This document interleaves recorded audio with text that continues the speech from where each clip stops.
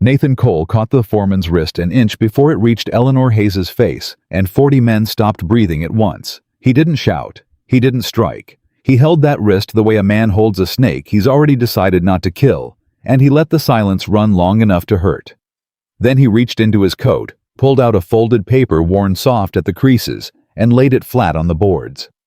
"Read the name," he said quietly. "Then tell me again who makes decisions here. If a story like this is worth your time, subscribe, and stay with me all the way to the end, and leave a comment telling me what city you're watching from, so I can see how far this story has traveled." Nobody moved. William Carter stood there with his arm still raised, his wrist locked in a hand that had spent 20 years pulling calves and mending wire, and the thing that showed on his face wasn't pain. It was calculation. Carter had spent his whole life measuring rooms, and for the first time in 11 years at Red Canyon, the room was measuring him back. "Let go of me," Carter said. "I aim to." Nathan didn't. "Directly. You are a hired hand." "I've been called worse." Eleanor Hayes hadn't stepped back. That was the part the men would talk about later in the bunkhouse in the cookhouse in town, when the story got loose and grew legs that the bookkeeping woman hadn't flinched, hadn't run, hadn't done a single thing a frightened woman was supposed to do. She stood with the ledger clutched against her chest like a child she'd carried out of a burning house, and her chin was up, and her eyes were wet, and she did not move 1 inch. Carter jerked his arm free. Nathan let him. "You've all seen it now," Carter said, turning to the yard, and his voice found that smooth pitch he used at church suppers and cattle auctions. "A drifter putting hands on the man who signs your pay. Reckon that tells you everything about the caliber of help we've—" "Read the name," Nathan said again. "I'll do no such thing." "Then I'll read it." He didn't pick the paper up. He put one finger on it the way a man might set his hand on a Bible, and he spoke slowly enough that the men in the back could hear. "Territorial Land Patent, Section 11 through 22. Red Canyon Holdings water rights on the North Fork recorded in Helena, 18 and 71. A pause. Owner of record, Nathan Cole. Somebody dropped a hat. Nobody bent to pick it up. Tom Prather said, "That's," and then stopped because his throat had quit on him. Carter laughed. It came out one note short of the sound he'd wanted. "Anybody can carry a paper." "That's true." "Anybody can forge a paper." "That's true too."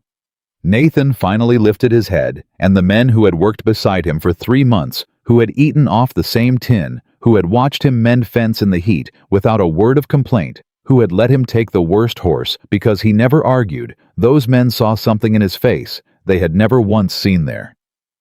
"So you go on ahead and send for the recorder. Send for the marshal too while you're at it. I'd take it kindly." Carter's jaw worked. "That's what I thought," Nathan said. "You've been lying to every man on this place." Carter's voice went hard. 3 months of it, eating our beef, sleeping in that bunkhouse, letting these men take you for one of their own." "I've been listening," Nathan said. "There's a difference. You'd not know it." "And her." Carter's arm came up again, this time pointing, and Eleanor did not look away from it. "Did you lie to her too?" That was the one that landed.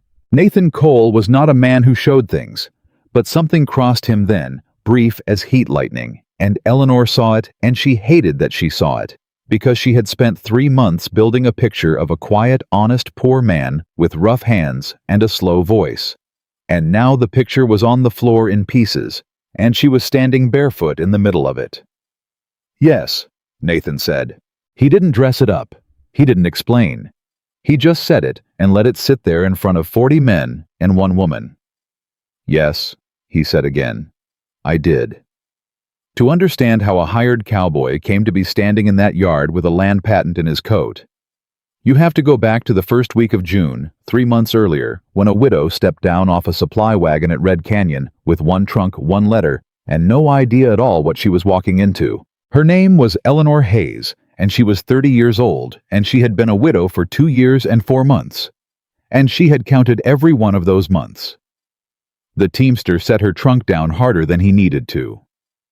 "That's Red Canyon," he said. "You sure about this, ma'am?" I'm sure. Women don't generally last out here. Women don't generally get asked to.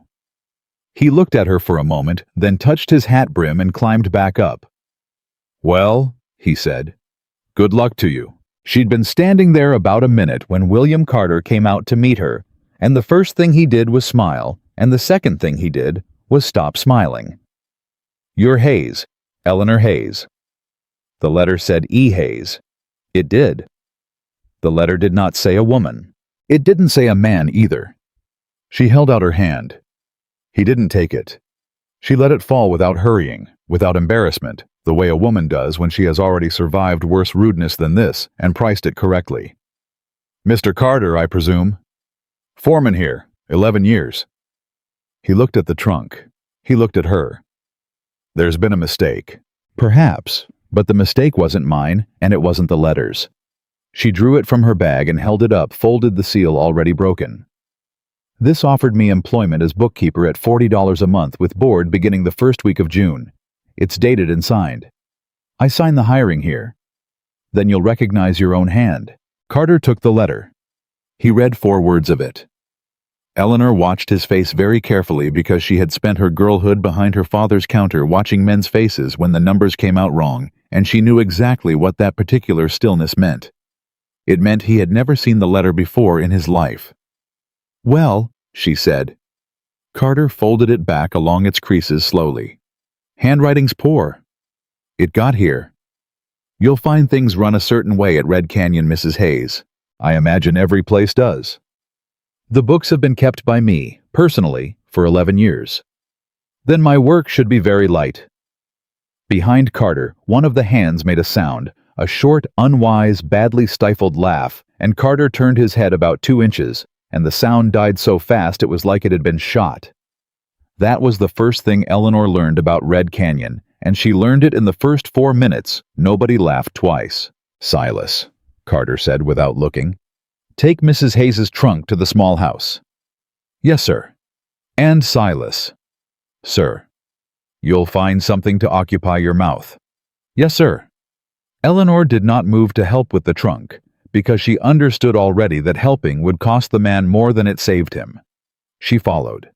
And it was on that short walk that she first saw the man she would spend 3 months misunderstanding. He was up on the corral rail doing something with a length of wire and a set of pliers, and he had his hat down and his sleeves rolled, and there was nothing about him to notice at all, except that when Silas came staggering under the weight of the trunk, the man came off that rail without a word, took one end, and had it balanced before Silas even knew he'd been helped.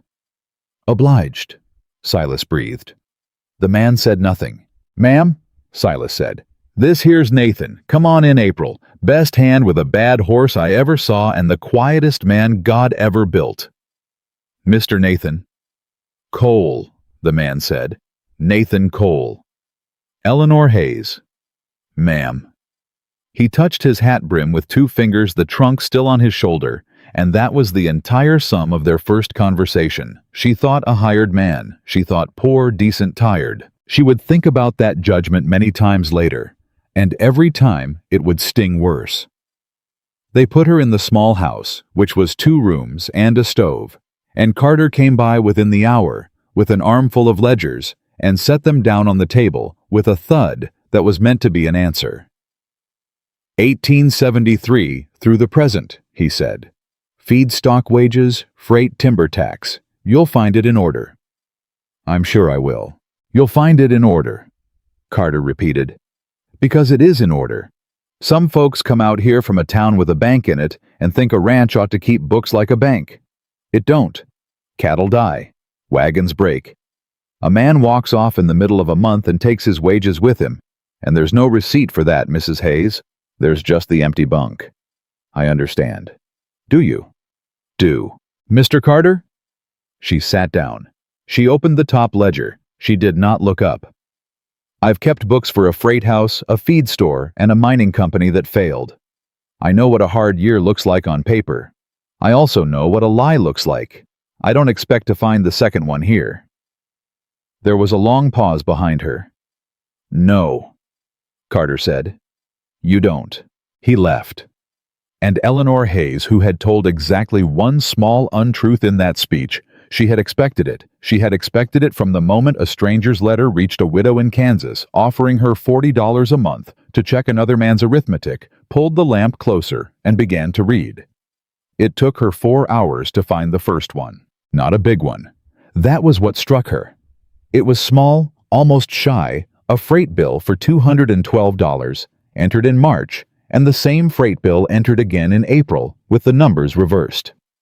212, 221, $9. Nobody kills a man for $9. But $9 turned up again in May, and in June of the year before. And when she went back and started laying them, end to end, the $9 had brothers, and the brothers had cousins, and by midnight she had a column of small, honest-looking errors that added to $1,140, and not one of them had ever gone the wrong way. Errors go both ways. That's how you know they're errors. These only ever went one way. She sat back. She put her pencil down. She said out loud to no one, "Oh, you fool, you careful, careful fool." She meant Carter. She would find out later she also meant herself. In the morning she asked to see the wage book, and Carter gave it to her without hesitation, which frightened her more than a refusal would have. She read it anyway. And that afternoon she walked down to where the men were loading and asked a question that changed everything. "Mr. Prather." Tom Prather straightened up. He was maybe 50 with a bad shoulder he favored without seeming to know he did it. "Ma'am, you drew wages the first of the month." "I did." $30. Prather looked at her.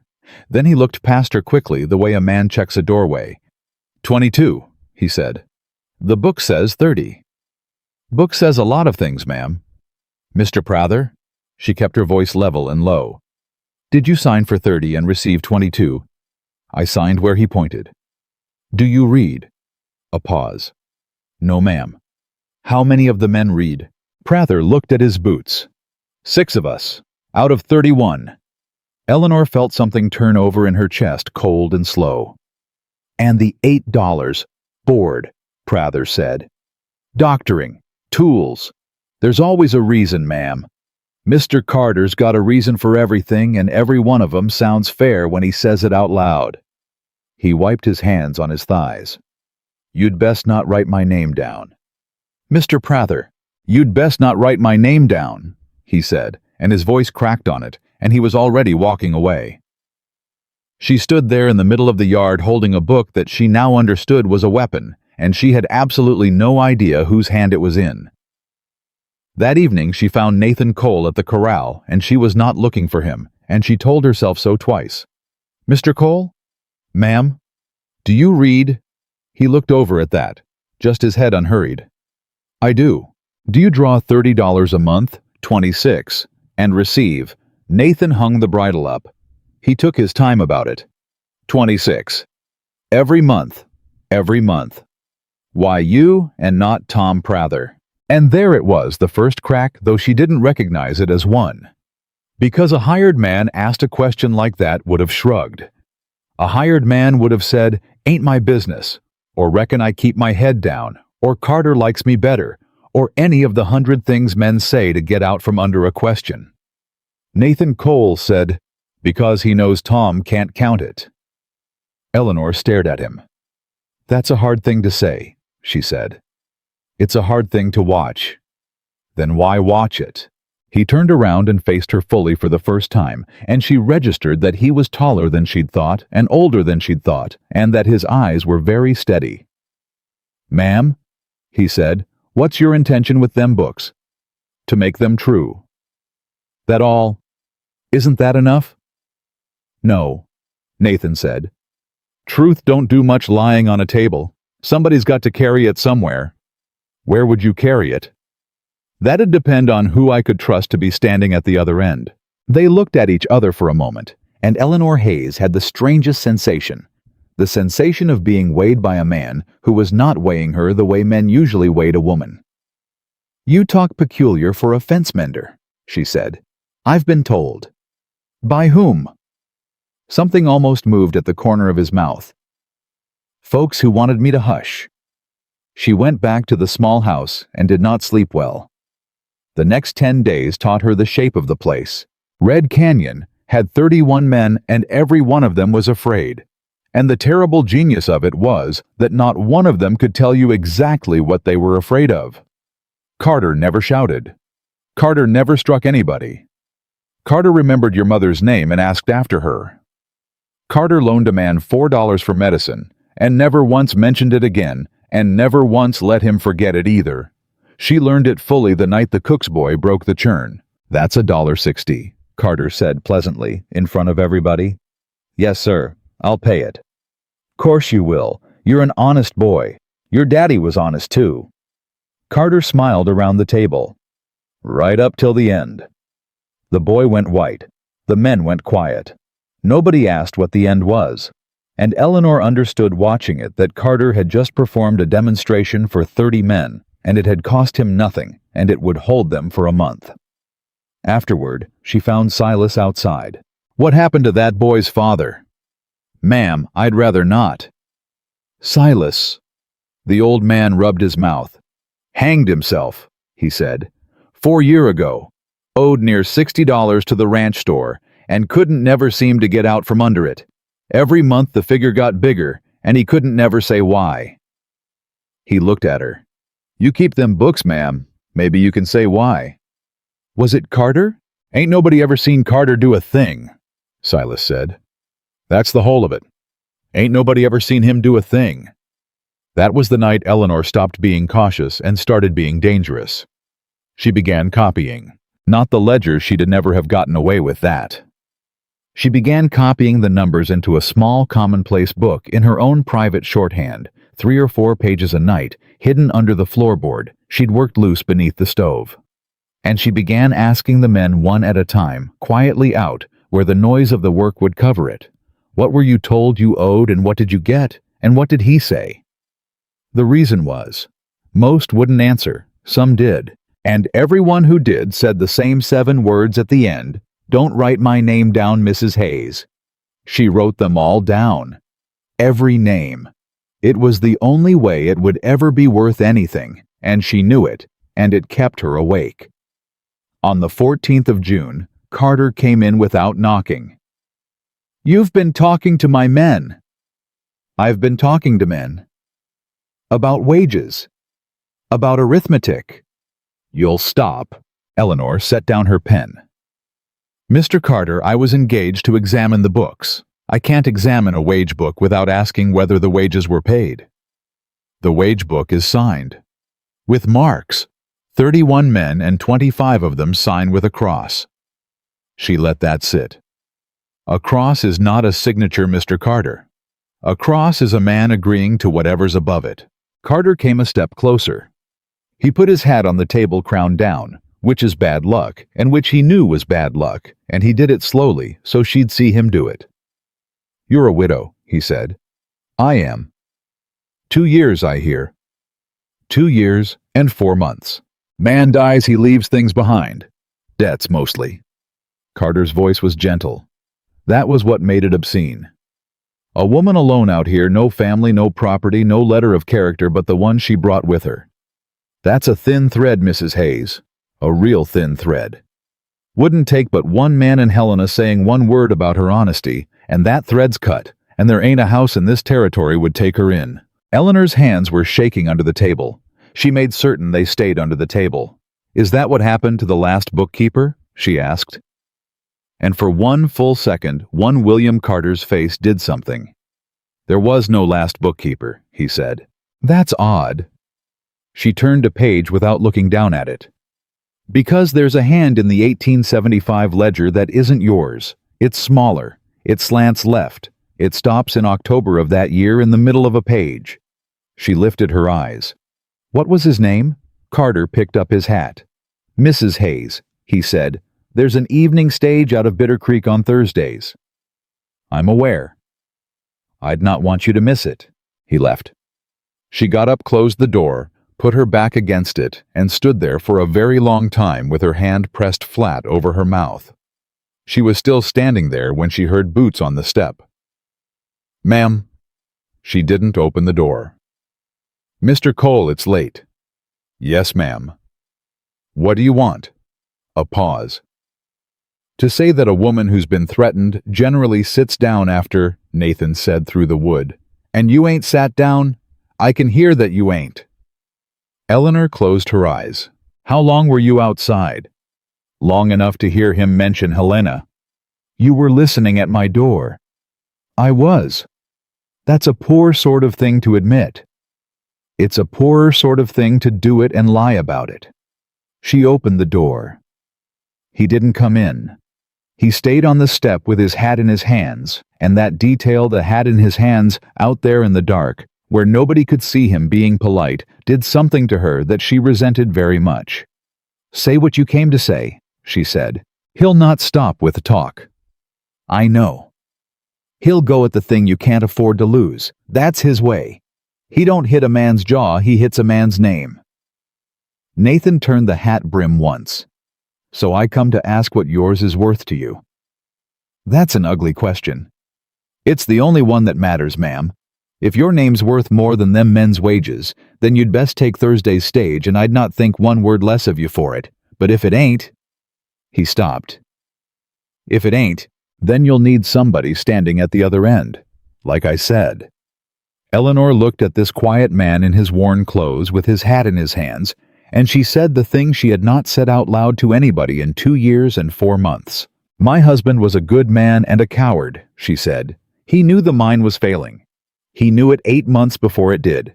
He watched 40 families put their savings into it because the company told him to smile and say nothing, and he smiled and he said nothing, and when it fell he couldn't live with what he'd done, so he made it my problem instead. Her voice did not break. She would not permit it. I buried a coward, Mr. Cole. I did not intend to become one. Nathan Cole stood very still. No, ma'am, he said. I don't reckon you did. So don't ask me again whether I'll run. I won't. Good. Mrs. Hayes? What? The floorboard by your stove creaks, Nathan said. Anybody standing outside can hear it move. You'd do better with the one under the window. It's already loose and it sits on a joist. And then he put his hat on and touched the brim and walked off into the dark and left Eleanor Hayes standing in her own doorway with her heart hammering so hard she could feel it in her teeth. Because there was no earthly reason for a fence mender to have thought about where a person might hide a book. The creek was where it changed. It happened by accident the first time she'd walked out to get away from the Ledgers, and he was down there letting a horse drink, and neither of them said anything for a while, and then he said, that horse there was give up on. By whom? Man before me. Said she was ruined. Was she? She was scared. Nathan ran a hand down the mare's neck. Folks call a thing ruined when what they mean is they ain't got the patience for it. Eleanor sat down on a rock, which was not ladylike, and she found she didn't care. You do that a great deal, she said. Do what? Say something about a horse when you mean something about a person. He almost smiled. It's cheaper than saying it straight. After that, they met there most evenings, and it was never arranged, and both of them pretended it was chance for about 3 weeks. She learned things in pieces. That he'd had a wife. That he'd had a boy. That it had been influenza in a bad winter, and it had taken both of them inside of 9 days, and that he had been 40 miles off and hadn't known till the 11th. I got there, he said, and the neighbor woman had already done everything a person could do. Everything. And I stood in that yard and I couldn't think of one solitary thing to say to her that would have been worth the breath. He looked at the water. So I said, thank you, ma'am. That's what I said. Thank you, ma'am. That was the right thing. It was a small thing. Mr. Cole. Eleanor waited until he looked at her. Most of the true things are small. He was quiet a long while after that. How'd you get so sure of yourself? He asked finally. I'm not sure of myself. I'm sure of numbers. She almost laughed. A number doesn't care who's asking. It doesn't care that I'm a woman or a widow or 30 years old with no prospects and a dead man's debts. It's the only honest thing I ever met. That's a hard way to live. It's a clean way to live. Ain't the same? No, she said. It ain't. And she caught herself using his word, and he caught it too, and neither of them mentioned it. On the 4th of July, there was no celebration at Red Canyon because Carter said the work wouldn't keep, and that was the day Eleanor found the land transfers. They were in the back of the 1876 ledger, and they were not entries at all. They were copies made in Carter's hand of 4 separate conveyances of water frontage along the North Fork. Small parcels, 40 acres, 60, 32, 90. Sold at prices that would have been fair for dry grass and were obscene for water. And every one of them had been sold to the same buyer, the Bitter Creek Land and Cattle Company. And every one of them carried the same authorization above Carter's signature, by power of attorney for the owner. Eleanor read it 4 times. Then she went and found Silas. Who owns Red Canyon? Ma'am. Not who runs it. Who owns it? Silas scratched his neck. Why, there's a name on the paper somewheres, I reckon. Eastern fella, never come out. Have you ever seen him? No, ma'am, nor nobody has not in my time. Then how do you know he's Eastern? Silas opened his mouth, closed it. 'Cause Mr. Carter said so, he said slowly. I reckon that's the whole of how I know it. Eleanor asked Carter directly at supper in front of everyone because she had decided that the only protection she had left was witnesses. Mr. Carter, who holds the patent on this place? Fork stopped. That's not your affair. It's precisely my affair. I can't reconcile a sale of land without knowing who was empowered to sell it. Carter set down his cup. The owner is a gentleman by the name of Cole. He does not come here. He has not come here in 7 years. A beat. And I am given to understand he is dead. Somebody's chair scraped. Dead, Eleanor repeated. Winter before last. Word came by way of Helena. Then who holds the estate? That, Carter said, is being resolved. These things take years. And in the meantime, you sell his water. The whole table went so quiet she could hear the fire. In the meantime, Carter said very softly, I preserve a property that would otherwise fall to ruin for a man who left no heirs and no instruction. And I would advise you, Mrs. Hayes, to be extremely careful what you say next, because there is a word for what you are suggesting, and it is a word that gets said in a courthouse. Yes, Eleanor said. It is. She did not sleep at all that night, because she was thinking about a scrap of paper she'd found under the seat of the buckboard 2 weeks before and hadn't understood a mail receipt from the Bitter Creek post office signed for and collected by W. Carter for a letter addressed to N. Cole, Red Canyon. Dated the 9th of June, which meant that whoever Carter had told the men was dead, somebody in Helena was still writing to him, and somebody at Red Canyon was intercepting it. She went out at first light and found Nathan alone at the horse pens, and she was too tired and too frightened to build up to it, so she didn't. Mr. Cole, what's your Christian name? He didn't turn around. You know it. Say it. Nathan. And your father's name. Now he turned. Ma'am, he said, what are you asking me? I'm asking whether it's a common name in this territory. Her voice was not steady. Because there's a dead man on the patent of this ranch named Cole, and there's a letter in Helena addressed to a live man named Cole, and there's a fence mender standing in front of me named Cole, and I have spent 2 years learning what a coincidence costs. Nathan Cole looked at her for a long, long moment, and Eleanor watched a man decide whether to lie. She would remember that afterward, that she got to watch it happen, that she saw the exact second the choice was made, and that she was not able to read which way it had gone until he spoke. Mrs. Hayes, he said, there's near 30 men on this place that can't read what they sign. That isn't an answer. It's the only one I've got that's worth anything today. Nathan, ask me again, he said quietly, when you've got every page of it copied and hid, and not 1 hour before. Because right now, ma'am, the only thing standing between you and Thursday's stage is that he don't yet know how much you've got. He picked up the halter. His hands, she noticed, were not entirely steady either. And I'd not have you spend it on me. Then he walked past her toward the barn and stopped and said one more thing without looking back. The letter come the 9th, he said. "There'll be another by the end of the month. He'll go for that one, too." And Eleanor Hayes stood alone in that yard with the sun coming up behind her, understanding for the first time that the quiet man she had been telling all her secrets to had known about the intercepted mail before she did, and had never once said a word. She did not follow him into the barn that morning. She followed him into it that night. Mr. Cole. Nathan didn't turn. He kept working the saddle soap into the leather, like the leather was the only thing in Montana territory that made sense to him. "Ma'am?" "You knew about the mail." "I did." "How long?" "Since the 12th. "The 12th. Eleanor's voice came out flat. "That's 9 days. "It is. 9 days I've been sitting in that house adding a dead man's columns, and you knew there was a letter come for a Cole that Carter signed for himself, and you said nothing." She waited. He didn't fill it.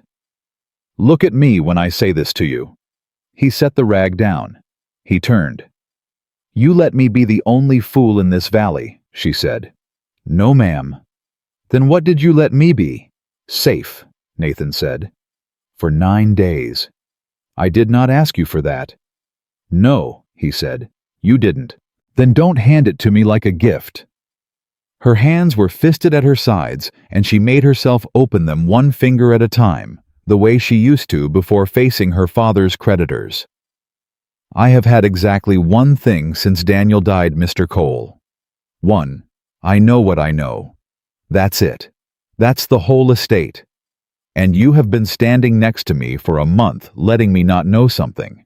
And I want you to understand what that costs a woman in my position, because I don't believe you do." Something went across his face. "I do," he said. "Then tell me the rest." "I can't." "Can't or won't. Ain't a difference tonight." Eleanor nodded slowly. She was very calm. It was the calm that frightened people who knew her. "All right," she said. "Then we're done talking, you and I." "Mrs. Hayes." "No. You've had your say about what I can afford and what I can't." She was already at the door. "I'll find the rest myself. And when I've got it, Mr. Cole, I won't come ask you whether I'm allowed to have it." She got 9 steps before she heard him. "You'll get hurt," he said. She stopped. She didn't turn. "I've been hurt," Eleanor said. "It's survivable. Being made small isn't." Then she walked out. She did not go to the creek the next evening or the one after or the one after that. Silas told her about it on the 4th night because Silas was 71 years old and had lost the ability to leave a thing alone. "He goes down there anyhow," he said. "Who does?" "Ma'am?" "Silas, I have 400 pages to read." "Every evening," Silas said. "Stands there about a half hour. Don't do nothing. Don't water no horse. Just stands."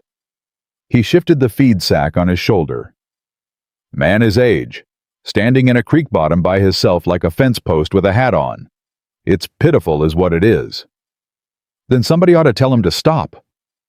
"Somebody ought." Silas agreed and went off whistling, which she thought was an appalling thing for a man of his years to do. She read until 2 in the morning, and she did not go, and she was proud of herself for about a week, and she stayed proud of herself right up until Tom Prather's hand got caught in a gate. It was a bad break. 2 fingers, and the 3rd one worse. Eleanor heard the shouting from inside, and got there in time to see them walking him toward the cookhouse with his arm cradled up against his chest and his face the color of paper. "Get the wagon," she said. "He needs a doctor." "Doctor's in Bitter Creek," somebody said. "That's 5 hours." "Then 5 hours." "Mrs. Hayes." Carter had come out onto the step. He didn't hurry. He never hurried. "The wagon goes Thursday." Eleanor turned around. "That man's hand is broken." "That man was careless with a gate that has hung true for 6 years." Carter came down the step. "Tom, was the gate hung true?" Prather's mouth moved. Nothing came out of it. "Tom." "Yes, sir," Prather said. "So the gate was true, and the man was careless." Carter said it to the yard, not to her. "Now, I'll not have it said that Red Canyon don't look after its people.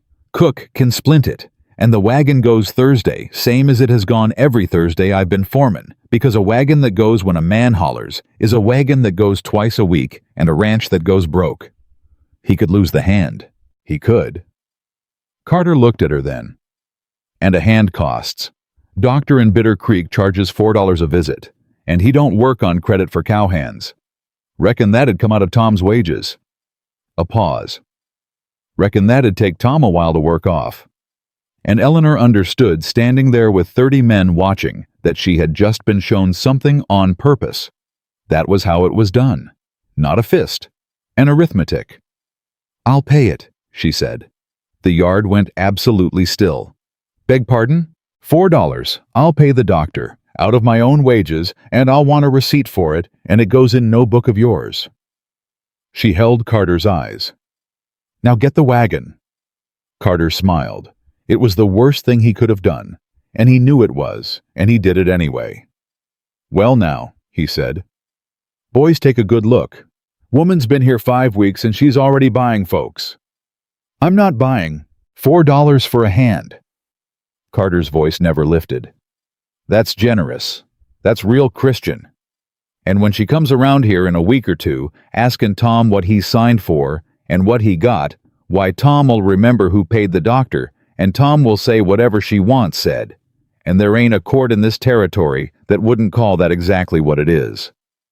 Prather said quietly, "Mr. Carter." "Hush, Tom." "I ain't for sale." "I said hush. I ain't for sale," Prather said again, louder, and his voice cracked on it because he was in a great deal of pain. "And I ain't a dog, and that gate ain't hung true since the spring, and every man here knows it." Nobody breathed. Carter looked at him for a long moment. "Get the wagon," he said. "Silas'll drive. Tom, you'll ride in the bed." Then he went inside, and Eleanor stood there feeling the whole yard look at her, and she knew right down in her stomach that she had just won something small and lost something much larger, and that she'd be a long time finding out how much. Nathan Cole hitched the team himself. He didn't speak to her while he did it. When it was done, he came and stood a few feet off with his hat in his hand. "That was brave," he said. "It was stupid. Both generally. He's going to use it. He is. He's going to say I bought them. He will?" Nathan turned the hat once.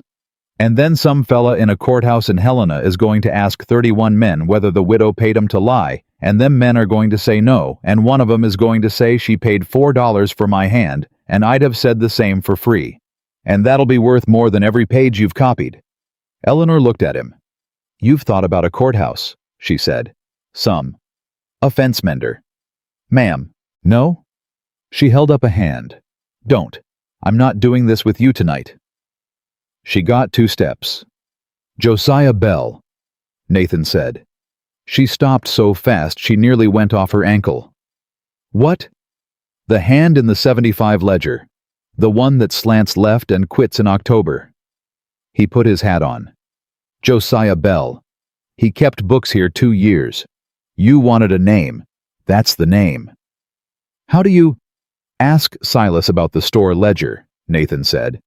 "Not the wage book, the store." And he walked away, and she wanted very badly to throw something at his back. The ranch store ledger was in the bottom drawer under a stack of tax receipts, and it took her until nearly 3 in the morning to understand what she was looking at. And when she did, she had to put the lamp down because her hands had gone unreliable. Every man on Red Canyon carried a balance. Coffee tobacco boots, a coat, a blanket medicine, a Christmas ham that no man could remember eating. Small figures, honest-looking figures, and every one of them charged at a price nobody had ever been quoted, added up in a hand that never made an error, and carried forward month over month at a rate of interest that appeared exactly nowhere on the page. Tom Prather owed the store $109.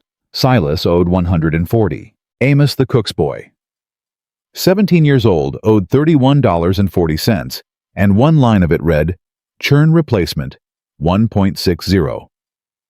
And on the page for 1875, in a column that stopped abruptly in October, there was a name, J. Bell. Josiah Bell had earned $65 a month. Josiah Bell had died owing the Red Canyon store $418. Eleanor sat back in her chair. "That isn't possible," she said out loud. Because it wasn't. A man earning $65 a month could not owe $418 at a ranch store unless he was buying pianos and there was not one line in that ledger for anything a man couldn't carry in his two hands. She went through it again slower, and on the third pass she found it, and when she found it, she made a small sound in the back of her throat that surprised her. The interest wasn't on the page. The interest was in the carry. Every month, Carter carried the balance forward, and every month the number he carried forward was larger than the number at the bottom of the column above it. Never by much. $1, $2, $4. Nobody checks the carry. Nobody in the world checks the carry because the carry is the one number that's supposed to already be true. Josiah Bell had checked the carry. Josiah Bell had checked the carry in October of 1875, and then Josiah Bell's handwriting stopped in the middle of a page. Eleanor found Silas at 4:30 in the morning because she could not have waited another hour if her life had depended on it. "Silas, wake up. Silas. Lord God. Josiah Bell." The old man sat on the edge of his bunk in his union suit, and he did not ask how she knew the name, and that told her everything. "Ma'am, it's dark out. Josiah Bell." Silas rubbed his face with both hands. "He was a little fella," he said. "Wore spectacles. Come from Ohio. Talked too much and ate too little." A breath. "Went out to Bitter Creek in October to post some letters and never come back. Never came back. Horse come back." Eleanor stood very still. And they hunted 3 days and found him at the bottom of the cut below the switchback. Him and about 40 foot of shale. And the coroner said the horse spooked and said it was a shame, and said Bell was a town man who had no business on that road, and that was the whole of it. Silas looked up at her. "And Mr. Carter paid for the burying out of his own pocket and said some real fine words over him." "Silas." "Ma'am, don't." "Was there an inquest?" "There was a coroner and a bottle of whiskey." "Who was the coroner?" Silas didn't answer. "Silas, who was the coroner?" "Deputy's brother," Silas said. "Same as he is now." Eleanor sat down on the bunk across from him because her legs had made the decision without her.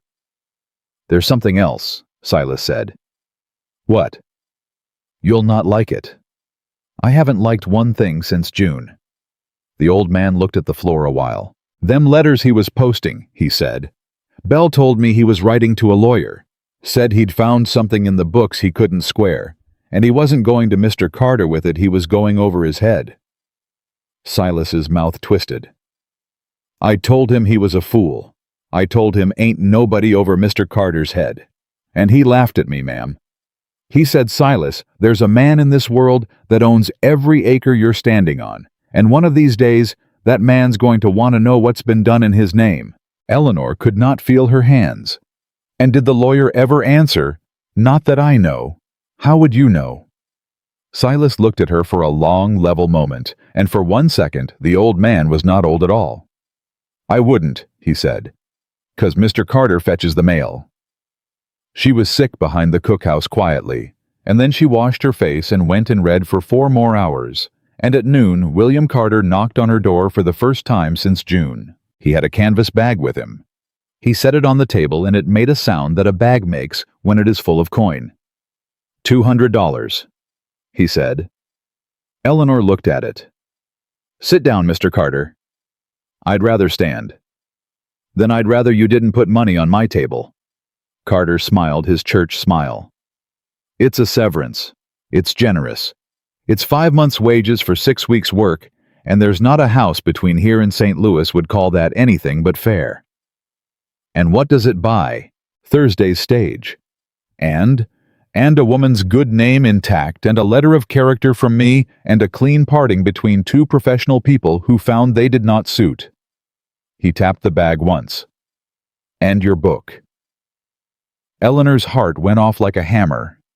She kept her face still. "My book." "The one under your floor." Silence. "Mrs. Hayes?" Carter's voice was almost kind. "I have been the foreman of this outfit for 11 years. I know which of my men snores, and which of 'em prays, and which of 'em writes to a girl in Deer Lodge that don't write back. Do you truly imagine I don't know a woman's been sitting up till 2 in the morning with a lamp burning that ain't in the oil accounts? You've been counting my lamp oil." "I count everything," Carter said. "That's the job." Eleanor stood up. "No," she said. "No what?" "No to all of it. No to the bag, no to the letter, no to Thursday." She pushed the canvas across the table toward him with 2 fingers, and it was the coldest, most deliberate thing she had ever done in her life. "And I'll tell you why, so you don't waste another morning. $200 is what a man offers when he thinks a thing costs less than it does. You've priced me like a wage. I'm not a wage, Mr. Carter. I'm a witness." Carter did not move for a moment. Then he picked up the bag. "Josiah Bell said something similar," he said. Eleanor's blood stopped. "What did you say?" "I said," and he was already at the door, already putting his hat on, "that the road out to Bitter Creek is a poor road. Mrs. Hayes and folks ought to be careful on it, and I'd not want you to learn that the hard way." The door shut. She stood there with her hand on the table for a full minute before she trusted herself to move. And when she did, the first thing she did was go to the floorboard under the window and take the book out and put it inside her dress against her ribs, where it stayed for the next 11 days. She waited until Thursday. She waited because she needed the freight wagon, and she needed a reason. And the reason came when the cook's boy, Amos, let slip that the doctor in Bitter Creek would want paying in person for Tom's hand. "I'll go," she said at supper. "You'll not," Carter said. "I'm not a hand, Mr. Carter. I'm engaged by letter, and I'm owed a day. And I'll be settling a debt that you were unwilling to settle in a town where they keep a record of it." She buttered her bread. "You may come along if it troubles you." Carter looked at her a long time. "Silas drives," he said. "Fine. And you'll be back by dark, if the road allows." She was in the wagon at 5 in the morning, and the reins were already in somebody's hands, and the somebody was not Silas. "Get down," she said. "No, ma'am." "Mr. Cole." Silas turned his ankle. Silas did not turn his ankle. "He did about an hour ago," Nathan said. "I heard it turn." Eleanor sat with her back straight and her jaw set for about 6 miles before she said anything at all. "You had no right." "No, ma'am. He told me to be careful on this road. Do you understand what that was?" "I do." "And you thought you'd just—" "I thought," Nathan said, "that a man who says a road is dangerous has generally already decided how." That shut her up for 2 more miles. Then, because she was tired, and because it had been 11 days with a book against her ribs, and nobody in the world to tell, she started talking. And once she started, she couldn't stop. She told him about the carry. She told him about the $418. She told him about a man from Ohio with spectacles who talked too much and ate too little, and went out on a road exactly like this one, and never came back. And Nathan Cole drove and listened, and did not once say "there now," or "don't fret," or any of the words men use to make a woman smaller. When she finished, he was quiet a while. 40 foot of shale, he said. "Yes." "Below the switchback." "Yes." "That's a hard place to spook a horse," Nathan said. "Road widens there. It's the one place on that whole grade a man could stop and eat his dinner without worrying." Eleanor turned her head. "How do you know that?" And Nathan Cole said nothing and kept driving, and she watched the side of his face and thought, he's been out there. He's stood in that cut. He's measured it. "Mr. Cole?" "Ma'am?" "When did you come to Red Canyon?" "April." "What day in April?" "Ma'am?" "What day?" "The 9th, he said. Eleanor sat back. That's a peculiar thing to remember to the day, she said, for a man who drifted in looking for work. He didn't answer that either. The post office in Bitter Creek was a corner of the Mercantile, and the clerk was a young man named Hollis, with an unfortunate mustache and the general demeanor of a rabbit. "Ma'am, I'd like to ask about a piece of mail. Yours. Addressed to Red Canyon." Hollis's face did something. "We don't discuss other folks' mail. I'm the bookkeeper at Red Canyon." "Ma'am, I know who you are."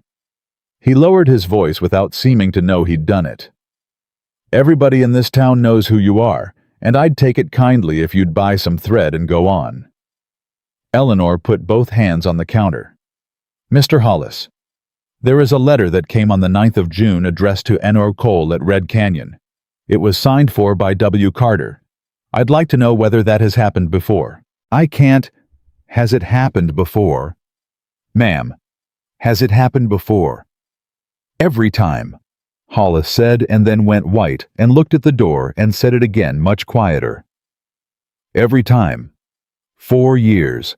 Every letter that come from Helena for a coal that man signed for and carried off, and he's got a paper says he's authorized, and I ain't a lawyer, and I ain't got a brother in the sheriff's office, and I ain't going to end up like the little fella with the spectacles." The room got very quiet. "Josiah Bell," Eleanor said. "He asked the same question," Hollis said. "In October, standing right about where you're standing." Eleanor didn't move. "Is there a letter now?" Hollis's throat worked. "Come in Tuesday," he said. "Merrick and Sons Attorneys, Helena. Addressed to N. Cole, Red Canyon. Third one since April. And it's setting in that box right there. And it don't come out for anybody but a Cole or a man with a paper, and Mr. Carter's due in on Thursday next, and Tuesday to Thursday is a long damn time to be a coward in." And that was when Nathan Cole stepped up to the counter. Eleanor had honestly forgotten he was in the room. "I'll take it," he said. Hollis blinked. "Sir, the letter. I'll take it." "You can't. I'm a Cole." Hollis laughed. It came out wrong. "Mr. Half this territory's a Nathan Cole," Nathan said. "Same as it's wrote on the envelope. You want me to sign it? I'll sign it. You want me to spell it? I'll spell it. You want to send to Helena and ask Merrick whether Nathan Cole is a real man and where he's living at, you go on and send, and I'll wait right here for the answer, and I'd take it as a favor if you did." Nobody said anything. Then Hollis turned around and got the letter out of the box and put it on the counter and slid the book over, and Nathan Cole picked up the pen and signed his name, and Eleanor Hayes stood 18 inches away and watched him do it. She watched the whole name. She watched the clerk read it and look up and go a shade paler than he had been. "Sir," Hollis said, "that name's on the county book." "I know it is." "That name's on the patent for the whole North Fork." "I know that too." And then Nathan picked up the letter and did not open it and held it out to her. "You hold it," he said. Eleanor did not take it. "No," she said. "Ma'am, no. You don't get to do that." Her voice was shaking now, and she did not care who heard it. "You do not get to hand me a thing like that in a public store in front of a clerk and call it trust. Trust is what you do in June, Mr. Cole. In August, it's just a receipt." She walked out. She walked out, and she made it 4 doors down the street before she had to stop and put her hand against a wall, and she stood there with her eyes shut and her heart going like a bird in a jar, doing what she always did, what she had done since she was 15 years old, behind her father's counter adding, "April 9th. He came in April 9th. Bell died in October. The lawyer's been writing since April. 3 letters. Carter took 2. He's been here 4 months, sleeping in a bunkhouse, eating out of a tin, and letting Carter call him a drifter to his face. Why?" And then right behind it, in a voice she despised, "And he let you tell him everything." She did not go back to the wagon. She went to the county recorder's office, and she spent 2 hours and $1.60 of her own money, and what she found there rearranged the world. The Bitter Creek Land and Cattle Company had been incorporated in 1874. It held 4 parcels of water frontage on the North Fork of the river, purchased from Red Canyon Ranch by power of attorney between 1875 and 1878. and its registered agent on file, signed and sealed, and sitting there in a bound book that any citizen of the territory could ask for on a Thursday afternoon, was William H. Carter. He had sold the ranch's water to himself for $1,160 total on land that carried the only reliable summer water for 9 miles in any direction, which meant that whatever happened to Red Canyon, whoever owned the grass, whoever won the courthouse, whoever lived and whoever died, William Carter owned the thing the grass could not live without. Eleanor read it 3 times. Then she asked the recorder very politely whether anyone else had asked to see that book. "Not lately," he said. "How lately is lately?" He turned back a page in his own register. "April," he said. "Fella come in the 2nd week of April. Asked for the same book, sat right where you're sitting, read it about an hour." "Did he give a name?" "He did." "Would you read it to me?" The recorder squinted. "N. Cole," he said. Eleanor got up and walked out into the street and stood there in the middle of the afternoon with her hands hanging at her sides and the whole shape of the last 3 months turned over in her head like a wagon going off a grade. He hadn't drifted in. He had come. Deliberately. In April. After reading the county book. After learning what Carter had done. And then he had gone and gotten himself hired as a hand at $26 a month to mend fence in the heat beside men who thought he was nothing. And he had stood in that yard for 4 months and said nothing, while Carter shorted their wages and said nothing, while a boy got charged $1.60 for a churn and said nothing, while she read 400 pages by lamplight and got herself threatened twice. She thought, I don't know if that's the bravest thing I ever heard of, or the coldest. She was still standing there when he came up behind her. "Mrs. Hayes, don't. You've been in the recorders." "I said don't." "Ask me," Nathan said. She turned around, and she looked at him, really looked the way she had not permitted herself since that first evening at the corral, and she saw a man who had not slept properly in months, and whose hands were wrecked from work he did not have to do, and who was standing in the street of a town where a clerk had just gone white at his name, waiting to be asked a question he had been running from since April. "No," she said. "Ma'am, I'm not going to ask you here." Her voice was perfectly steady, which surprised her. "You'll tell me at Red Canyon, in front of Silas and Tom Prather and Amos and every man who signs his wages with a cross. Because whatever the answer is, Mr. Cole, it isn't mine. It never was mine. It belongs to them." Nathan Cole stood there a long moment. "That's a hard thing," he said. "Most of the true things are." And he took his hat off right there in the street in front of God and the mercantile and 2 women loading a buckboard, and he said, "Yes, ma'am." And that was all, and it undid her more than anything he had ever said. They didn't speak on the road home.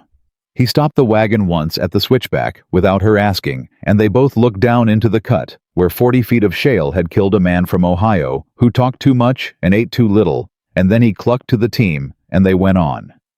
It was full dark when they came into the yard, and there were 4 horses at the rail that did not belong to Red Canyon. "That's the deputy's gray," Nathan said. Eleanor's hand went flat against her ribs where the book was. Carter came out onto the step with a lamp and a face full of terrible sorrow. "Mrs. Hayes," he said, "I am obliged to inform you that the strong box in my office was opened this afternoon, and $140 has gone out of it, and I am obliged to further inform you that Deputy Rowe has come out to search the premises. And I did tell him plain Rowe, you'll bear me out that I could not credit it of you." "You're a liar," Eleanor said. "Search her house," said Rowe. They tore it apart. She stood in the yard with 31 men watching, and she did not say one word while they did it, and she kept her arms folded across her middle the entire time, and the book stayed exactly where it was. They found nothing. "Well," said Rowe at last from the doorway, sounding personally aggrieved, "there's nothing." Carter's jaw moved. "Then I am glad of it," he said, "and I apologize to the lady, and Rowe, you'll take a cup of coffee before you ride." And that should have been the end of it. That should have been the one clean victory of the whole miserable summer. But when they had all gone in, and the yard had emptied, and Eleanor finally went into her wrecked little house and shut the door and got down on her knees to see how much they'd broken. She saw that the floorboard under the window was sitting crooked, not pried, not splintered, lifted and set back down by somebody who knew how it came up. She got her fingers under it. The cavity was empty. Every page she had copied since the second week of June, the wage figures, the carry the store, balances 31 names of men who had begged her not to write their names down. She had taken with her that morning all of it against her ribs. All of it except one thing. The oldest one. The first thing she'd ever hidden there, back when she still thought this was a job about arithmetic. 4 sheets in her own hand copied out of the 1876 ledger on the 4th of July. The land transfers. The 4 sales to the Bitter Creek Land and Cattle Company, with the prices and the acreage and the dates and the words by power of attorney for the owner, and Carter's signature copied stroke for stroke, beneath everyone. Gone. And there was exactly one man on Red Canyon Ranch who had ever known that board was loose. She did not knock. She crossed that yard with the lamp swinging in her hand and went into the bunkhouse where 22 men were pulling their boots off, and she did not care one bit about any of them. Nathan Cole. He was sitting on the edge of his bunk. He stood up. "Ma'am, where is it?" The whole room went still. Somebody's boot hit the floor and nobody picked it up. "Mrs. Hayes, where is it?" "Come outside." "No." She had never in her life raised her voice to a man in a room full of men, and she found that once you did it, there was nothing to it at all. "You've had all summer to say a thing outside. Say it in here." Nathan looked at her. "I've got it," he said. Eleanor had known. She had known since her fingers came up out of that cavity with nothing in them. But knowing a thing and hearing a man say it out loud are 2 different animals, and the second one has teeth. "Say the rest." "I took the 4 sheets out from under that board this morning before light. Then I went and hitched the team and drove you to Bitter Creek." He said it flat the way a man reads a bill. "I've had 'em on me all day. They're on me now." "On you?" "Yes, ma'am." "While I sat next to you for 5 hours." "Yes, ma'am." "While I told you about Josiah Bell." Her voice cracked and she hated it. "While I told you about the carry and the $418 and that boy's churn, you had my papers inside your coat and you let me talk." "I did." "Say why." "Roe was coming." "You didn't know that." "I knew it Tuesday," Nathan said. The room made a sound, not a word, a sort of collective intake. 22 men understanding at once that something had been happening over their heads for a long time. Eleanor set the lamp down on the table because her hand had begun to shake and she would not have it seen. "Explain that to me." "Carter sent Amos into Bitter Creek Tuesday with a note for the deputy. Boy can't read. I can." Nathan's jaw worked once. It said, "Come Thursday evening, bring a warrant, there's been a theft." Written Tuesday. Written Tuesday, 2 days before the money went missing out of his box. He let that sit. "Ma'am, there wasn't ever no $140 took. There was $140 moved from one drawer to another so a deputy could come out here and turn your house over and find them 4 sheets in your own hand with his signature copied on them, and then it wouldn't have been Carter that forged a land sale. It'd have been you." "Then you tell me on Tuesday," Eleanor said. "You come to my door Tuesday night and you say, 'Mrs. Hayes, there's a deputy coming Thursday,' and you and I decide together what's to be done with them papers. That's what a partner does. That's the whole of what a partner does." You'd have said no. That was mine to say. She was shouting. She had never shouted. Tom Prather was sitting 3 bunks down with his splinted hand in his lap, and he was looking at the floor like a man at a funeral. "You have done this to me twice now," Eleanor said. "Twice. You knew about the mail on the 12th and you kept it 9 days to keep me safe. You knew about a deputy on Tuesday and you kept it 2 days to keep me safe. And every time you keep a thing from me to keep me safe, Mr. Cole, you make me exactly what Carter says I am, a woman who don't know what's in her own house." Nathan said nothing. "Give them to me." He reached inside his coat and took out 4 folded sheets and held them out and she took them, and her hands were steady enough by then, which she counted as a mercy. "There's a thing you ought to know before you go out that door," he said. "There's about 40. He's got Merrick's letter now." Eleanor stopped. "No," she said. "You took the letter. In the store. You signed for it, and you put it in your—" "He come to me an hour after we got in," Nathan said, "while Roe was in your house. Come out to the horse pens where I was rubbing the team down, and he stood there with his hands behind his back like a man watching a sunset, and he said, 'Nathan, there's a letter come out of Helena today, and a man signed for it that ain't authorized. And I've a mind to send word to Merrick and Sons about it unless that letter was to find its way onto my desk.' And you gave it to him." "I gave it to him." Eleanor put her hand flat on the table. "Why?" "Because he'd have wrote to Merrick," Nathan said. "And Merrick would have wrote back asking what in God's name a Cole was doing at Red Canyon signing for mail, and that would have put a lawyer's letter in Carter's hands with my name in it 2 weeks before I'm ready." "Ready for what?" "Ma'am." "Ready for what, Mr. Cole?" And Silas said from the end of the room in a voice like a hinge, "Boy, what do you mean a Cole?" Nobody had noticed him sitting there. "Silas," Nathan said. "Don't you Silas me. I've knowed you since April." The old man got to his feet, and it took him a while. "That clerk in the store. Hollis. He's my sister's boy's cousin by marriage, and he come out to the wagon this evening while she was in the recorders, and he says to me, 'Silas, who is that fella you brought in here?' And I says he's a hand. And he says, 'No, he ain't.'" Silas's mouth was trembling. "He says that name's on the county book." 22 men were looking at Nathan Cole. "Say it plain," Silas said. "Right here in the dark in front of all of us. Whose land are we standing on?" Nathan Cole did not answer for a long moment. Then he said, "Mine." Nobody moved. "Say it again," said Tom Prather. "It's mine. Patented in 71, 16,000 acres and the water on the North Fork." He said it without any weight on it at all, which somehow made it worse. "My name's on it. Nobody else has ever been." Prather stood up. 4 months, he said. "Tom, 4 months you laid in that bunk." Prather's voice was climbing. "You ate out of the same tin. You took the roan nobody'd take.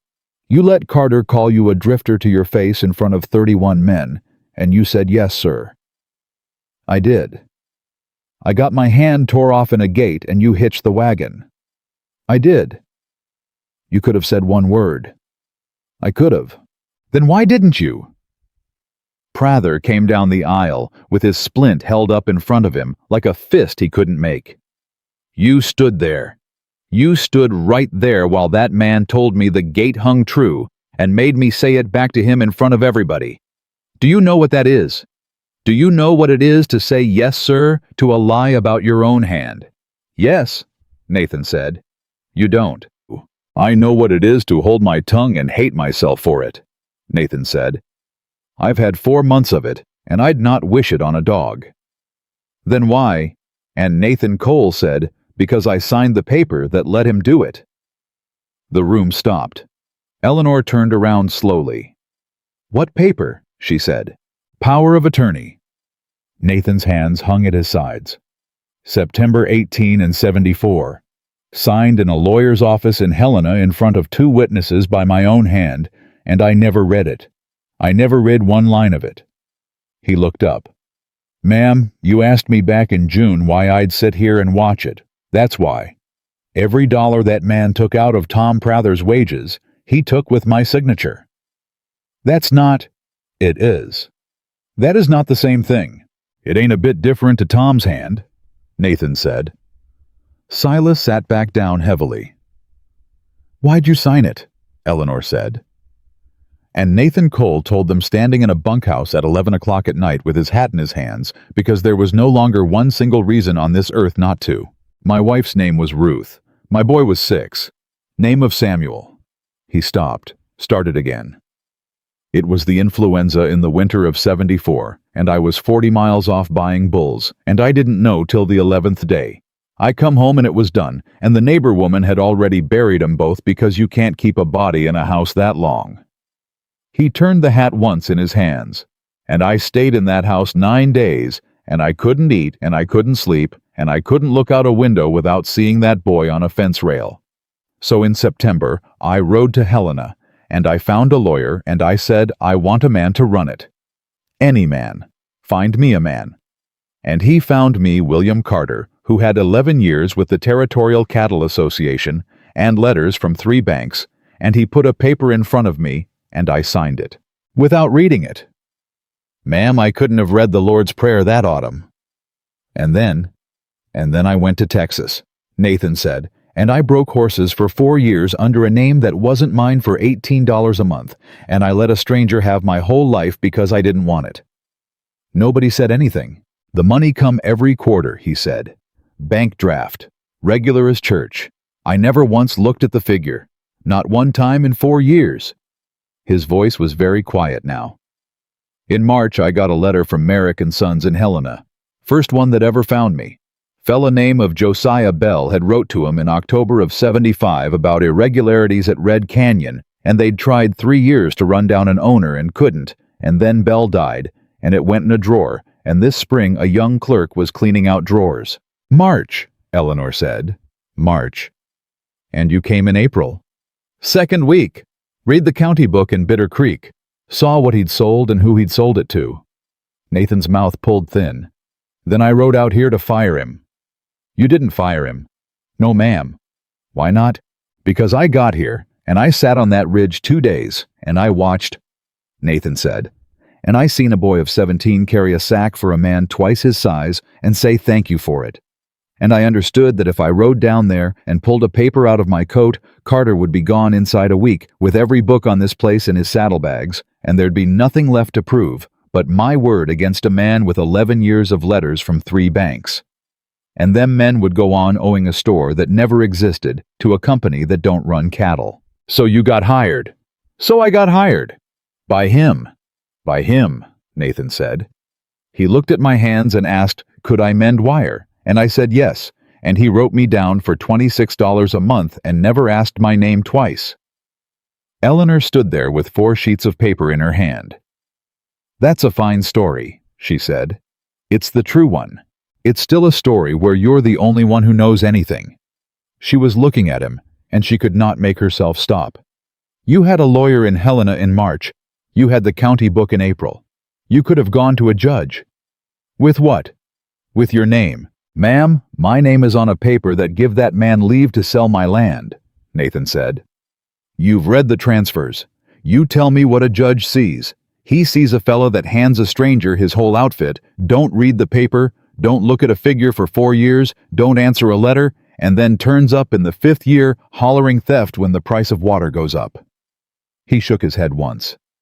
There's no judge in this territory would give me that. Not without a book, not without men. And Eleanor's stomach turned over because she had heard it the thing under the words, and she knew what it was before she knew it. Not without a book, she said. Ma'am? Not without a bookkeeper. Nathan Cole did not answer her. Look at me. He looked at her. That letter, Eleanor said. The one that come to Kansas in April. $40 a month with board. Addressed to E. Hayes. Signed in a hand that Mr. Carter did not recognize when I put it in front of him on my first morning at this place, and I watched him not recognize it, and I have wondered about it every night since, and told myself it was nothing. The bunkhouse was so quiet she could hear the lamp. Who wrote that letter? Mrs. Hayes. Who wrote it? I did, Nathan said. Eleanor did not move. Say the whole of it, she said. You've come this far. Don't you dare stop where it's comfortable. There ain't a comfortable place left in it. Then say it. Merrick's clerk found Bell's letters in March. He found something else too.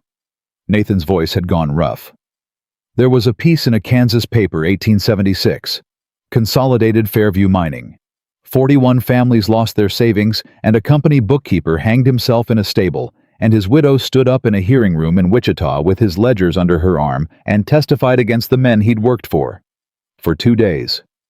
Alone. Eleanor's ears had begun to ring. "They printed her name," she said. "They printed her name." "And you kept it?" "I kept it 4 weeks," Nathan said.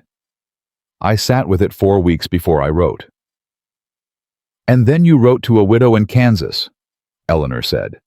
"And you offered her $40 a month, and you did not sign your own name to it, and you sent her out here into a house full of men who could not read to sit across a table from William Carter, so that when he came for her, ma'am, so that when he came for her, there'd be a record of it. That ain't, don't." Her voice came out of her like something with a blade on it. "Don't tell me it ain't. I priced myself for that man on my own table. I told him I'm not a wage, I'm a witness. And I was so proud of myself when I said it." She laughed once, and it was a terrible sound. "I was bait, Mr. Cole. You baited a hook with a widow." "No." "Then what?" "I hired the only person in the United States I could find," Nathan said, "that had already done the hardest thing there is to do, and done it alone. I didn't send you in blind. I come here in April and got myself hired 6 weeks ahead of you, so there'd be somebody standing at the other end when you got here." His hands had come up, and he put them down again. "I have not slept a whole night since you stepped off that wagon. When he come to your door on the 14th of June, I was under that window, with my hands on the sill. And if he'd have laid one finger on you, this whole thing would have ended right there in the dirt, and every man in this room would still be owing that store. You should have told me. I know it. Not in August. In April. I know it. You'd have written the same letter anyway." "Yes," Nathan said. "God help me, ma'am, I would." And that, not the land, not the name, not 4 months of lying in a bunk, that was the thing that broke her. Because he had not tried to make it prettier. He had stood there and told her that if he had the whole summer to live over, he'd do it again. And there is no answer to a man who won't even give you the courtesy of a false apology. Eleanor put the 4 sheets inside her dress. "Mr. Prather," she said. Prather looked up. "Ma'am." "How much does the store say you owe? 109. You owe nothing. There's no interest wrote on any page of that book, and there's no rate ever quoted to you, and half them prices ain't the prices in Bitter Creek. Silas, you owe nothing. Amos, you owe nothing, and the churn was $1.60, and it's forgiven. And I'd like the whole of this room to hear me say that a boy of 17 was made to stand up in front of 30 men and be told his daddy was honest right up till the end, and that was done on purpose, and it was done to hold you." Nobody spoke. "I have the wage figures for 31 men going back 3 years, she said, "in my own hand with the dates, and what was signed for, and what was got, and the names of the men who told me, and every one of you asked me not to write your name down." She looked around that room. "I wrote them down," she said. "Every one. Because a thing without a name is a rumor, and a thing with 31 names is a case. And come the day it's read out loud in a courthouse, every man here is going to have to stand up and say, 'Yes, that's mine, that's true, that's what he done to me,' in front of a judge and a clerk and whoever else is in the room." "They'll turn us off," somebody said from the back. "They may. Where's a man go in August with no character?" "I don't know. That's real fine comfort, ma'am." "I haven't got any comfort," Eleanor said. "I've got a book. That's all I've ever had, and it's what I brought." She got to the door and Silas said, "Mrs. Hayes." "What?" The old man was looking at Nathan, not at her. "Is he still the owner?" Silas said. "Or did he sign that away too?"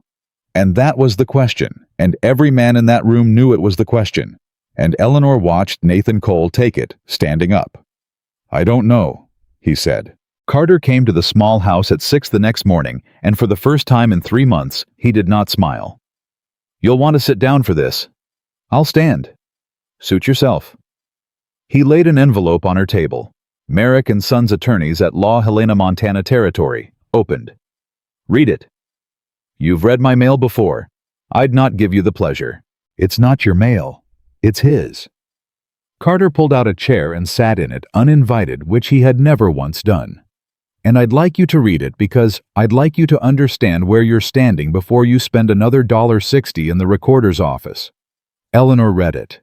It took her about 40 seconds, and it took the floor out from under her. Merrick and Sons wrote to inform their client that they had examined the instrument executed on the 14th of September, 1874, and were obliged to advise him that the power of attorney conferred upon William H. Carter was general in its terms, was properly witnessed, was duly recorded, and had never been revoked.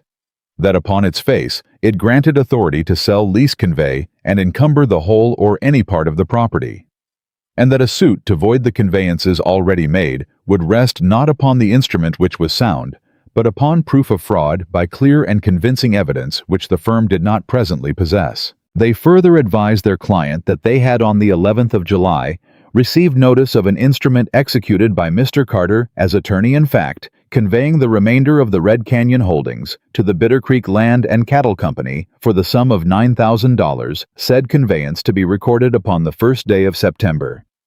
Eleanor read that paragraph 3 times. $9,000, she said. Fair market. For 16,000 acres. For 16,000 acres of dry grass, Carter said, with no water on it, which I know for a fact because I bought the water in '75 and there ain't a soul alive who can tell me I paid $1 under what it was worth at the time. You sold it to yourself. I sold it to a company. Whose registered agent? Is me. It's on file, public record. Any citizen may ask. Carter spread his hands. That's the beauty of it. Mrs. Hayes and I want you to appreciate it because you're the only person within 100 miles capable of appreciating it. I never hid a thing. Not one line. Everything I have done in 5 years is written down in a book in Bitter Creek that anybody could have read on any Thursday afternoon of their life. He leaned back. Nobody read it. That's not fraud. That's the world. The $8 off Tom Prather's wages is fraud. Prove the $8. I intend to. With 31 crosses in a wage book. Carter almost laughed. Ma'am, I'll put every one of those men on a stand and I'll ask them one question: did you sign it? And every one of them will say yes, sir, and I will sit down. They'll say what was done to them. They'll say what they can afford to say. Eleanor put the letter down. The 1st of September, she said. 9 days. And then Red Canyon belongs to Bitter Creek Land and Cattle, and the grass and the water sit in one hand for the first time since '71, and there'll be a proper outfit run out of here with 100 men in it, and none of them will be able to read either, and I'll be a rich man, and Nathan Cole will have $9,000 in a bank in Helena that he never asked for and never wanted. Carter stood. Which he'll take, by the way. He'll take it. Men always take it. He won't. He signed the paper, Mrs. Hayes. Whatever he's told you in a bunkhouse in the dark, he signed the paper and he took the drafts for 4 years, and he never once wrote and asked what was in them. Carter picked up his hat. There's a name for a man who hands his people to a stranger and rides to Texas. I'll not say it in front of a lady. But you might ask yourself, which one of us truly turned Tom Prather's wages down, the man who did it, or the man who was 3 days' ride away with his eyes shut and his hand out? Eleanor said nothing. Because there was nothing to say, because it was true, and because Nathan Cole had said it about himself first and said it worse. He wrote the letter that brought you here, Carter said from the door. Her head came up. How do you know that? Because I've had the same suspicion since the morning you handed me a hiring letter I never wrote, and I have spent 11 weeks deciding what it meant. He put his hat on. And now that I know, I'd like you to consider your position honestly. You have been used, ma'am, not by me. I never told you one lie that wasn't in a column. That man lied to your face for 3 months with his hat in his hands. Get out of my house. $200 is still on the table. Get out. 300, said Carter, and a letter of character and a seat on Thursday's stage, and I'll pay Prather's doctor myself and never charge it back. And that is a better offer than any court in Montana will make you in 5 years of trying. He waited. You've got till the 1st. He left the door open behind him, which he did on purpose, so that she would have to get up and close it herself. She did not go looking for Nathan. He came to her at midday, and he did not knock either, but he stopped in the doorway and stayed there. He's got a sale, Nathan said, the 1st of September. 9,000. Yes. You've seen the letter. He put it on my table like a man laying down a winning hand. She did not turn around. Merrick says your paper's sound. Merrick says you'd need clear and convincing proof of fraud, and they haven't got it. I know what Merrick says. How he's had it since... Because it's the same thing they wrote me in April, Nathan said, and the same thing I've known since April, and it's why I got hired instead of firing him, and it's why I wrote to Kansas. Eleanor turned around then. You've known since April that your own lawyer says you'll lose. Yes, ma'am. And you let me spend 3 months. I let you build the only thing that wins it, Nathan said. Merrick don't need the paper. Merrick needs the carry. She stared at him. There ain't a court in this territory that'll say a man can't sell what he was give leave to sell, he said. But there ain't a court on God's earth that'll let a man hold a power of attorney after it's proved he was stealing wages out of the pockets of the men he was hired to pay. That's not a land case, ma'am. That's not about deeds.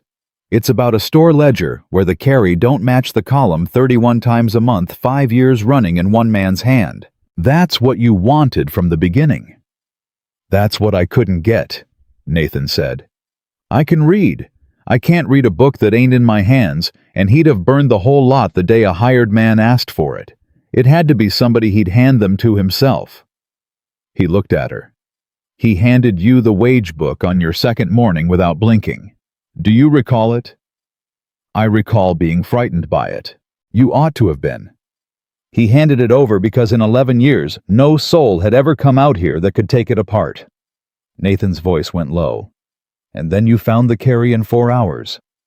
4 days. 4 hours on the freight bills. 4 days on the carry. I've watched every lamp you've burned this summer. He took his hat off. Mrs. Hayes, I've done you a wrong I can't undo, and I'll not stand here and argue for myself. But I'd not have you think you were a hook with a worm on it. You were the only weapon in the world that could kill him, and I was fool enough and desperate enough to go and get it. And I did not tell you what you were because I was afraid you'd say no. I wouldn't have said no. Nathan went very still. Ma'am, I said I wouldn't have said no. Eleanor's eyes were streaming and her voice was flat as slate. That's what I've been sitting here with since 11 o'clock last night. If you had written the truth in that letter, if you'd said my name is Nathan Cole, I own 16,000 acres. I signed my people away to a thief, and I haven't the courage to face what I did. Will you come and count it for me? I would have got on the train the same week. She wiped her face with the back of her wrist once angrily. You didn't take my choice because you needed to. You took it because you couldn't stand to ask. Nathan Cole opened his mouth and closed it. That's so, he said. I know it's so. I'd not have known how to write that letter. No, she said. You'd have had to be worth what those men think you are. He took that one all the way down. What do you want me to do? He said. 9 days. 9 days. Then I want the store ledger and the wage book and the 75 ledger with Josiah Bell's hand in it in Helena in front of Merrick before the 1st of September. She said it like a woman reading a list. I want a deposition from Hollis at the post office about 4 years of intercepted mail. I want the recorder's own book to show that a registered agent bought water from himself by power of attorney. And I want at least 6 of those 31 men to stand up and say it out loud with their names attached, because 31 crosses is nothing and 6 voices is a hanging. He'll not let 1 page off this place. No. And them books live in his office. They do. And he'll have Roe out here inside a day of missing 'em. He will. Nathan looked at her for a long moment. Then you're talking about theft, he said. I'm talking about a man taking his own property out of his own office. Eleanor said, which is a thing you have not done for 4 years because you were ashamed, and which you are going to do now because those men cannot afford 1 more day of your shame. Nobody said anything for a while. There's a thing I ought to say, Nathan said at last. There's always a thing. When this is done however it lands, and it may land bad, I'd like leave to say something to you that ain't about a ledger. Eleanor's chest went tight in a way she resented with her whole heart. "You've no right to that," she said. "No, ma'am, I know it. You lied to me every evening for 3 months at that creek." "I never lied at that creek." He said it quickly, and it was the first thing all summer he had said fast. Not one word, not about Ruth, nor Samuel, nor the neighbor woman, nor the horse that was give up on. "Everything I withheld from you, ma'am, I withheld. But there ain't a single thing I told you down there that wasn't true. And if you take nothing else out of this house, I'd have you take that." Eleanor turned away from him because she could not do it and look at him at the same time. "Go find Silas," she said. "Get me 6 men who'll stand up, not 7. 6 is enough, and 7 is one more mouth. And you, I'm going to do something you're not going to like." "Ma'am, that's the general shape of it, isn't it?" Eleanor said. "You'll find it's not a pleasant feeling." She waited until 3 o'clock when the yard was empty and the men were out at the north pens, and then she crossed to the main house and stood at William Carter's door and knocked twice. He opened it himself. She could see past his shoulder the desk, the strong box. 3 ledgers stacked at the corner, squared up the way he squared everything. "Mrs. Hayes." "Mr. Carter." "To what do I owe?" "You said $300, Eleanor said. And William Carter smiled, the way a man smiles when the world has finally confirmed what he has always believed about it, and he stepped back from the door and said, "Come in." He shut the door behind her, and Eleanor Hayes sat down in the chair he pulled out, and she put her hands in her lap where he could see them. "300, she said. 300. In coin, not a draft. Coin's heavy on a stage. I've carried worse." Carter went around the desk and sat. He didn't reach for the box. He was not a man who paid before he'd been paid. "You'll forgive me," he said. "You told me 2 mornings ago that you were a witness and not a wage." "I did. And now?" "Now I've read a letter from a firm of attorneys in Helena," Eleanor said, "in which my employer's own lawyers advise him that his paper is sound, his signature is good, and there is no evidence on this earth to unmake it. That's a great deal of arithmetic in one page, Mr. Carter. I've spent my life respecting arithmetic." Carter watched her. "You're taking it too easy," he said. "I've been threatened on a road searched by a deputy in front of 30 men and lied to for 3 months by a man I'd begun to think well of. I'm not taking anything easy. I'm taking it accurately." She let that sit. "There's a difference, and you know it better than anybody here." Something in his face loosened by about a hair. "Yes," he said. "I do." "Then we can talk." "Talk." "I'll want a receipt for the 300 written and signed that says it's severance and not a purchase." "Naturally." "And I'll want my letter of character." "You'll have it tonight." "And there's a third thing," Eleanor said, "which is the only one that matters, and I'd have you hear it before you get pleased with yourself." Carter's hands went still on the desk. "Go on." "I will not leave a set of books unsigned." He didn't answer. "You engaged a bookkeeper by letter," she said.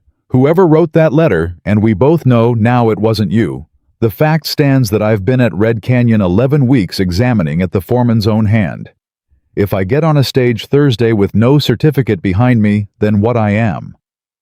Mr. Carter is a woman who was brought out here to check your figures and left in the night with $300 in her bag. There isn't a house between here and St. Louis that would hire me after that. My name would be worth exactly what your letter says it's worth, which is nothing, because a character from a foreman is a character from a man with an interest. She let him get there. He got there fast. He always did. And if it were signed," Carter said slowly, "then it's finished." "Say it plain." "A certificate of examination," Eleanor said. "In my hand, signed and dated, stating that I have examined the books of Red Canyon Ranch for the period 1873 through the present and find them a true and correct record of the business of the ranch. That's a professional instrument, Mr. Carter. It follows the books forever. Any man who buys this place, any bank that lends against it, any court that ever wonders about a conveyance made by power of attorney." She lifted one shoulder, looks at it, and stops looking. The room was very quiet. That is worth considerably more than $300, Carter said. I know exactly what it's worth. That's why I'm offering it instead of asking for it. He got up. He walked to the window and stood with his back to her, and Eleanor made herself breathe slow and count the ledgers on the corner of the desk. 3, squared up, wage book on top. You understand what you'd be signing, he said. I understand what I'd be signing. That you'd be closing a door on yourself. Should you ever change your mind, should you ever find yourself in a hearing room in Wichita again with a bundle under your arm?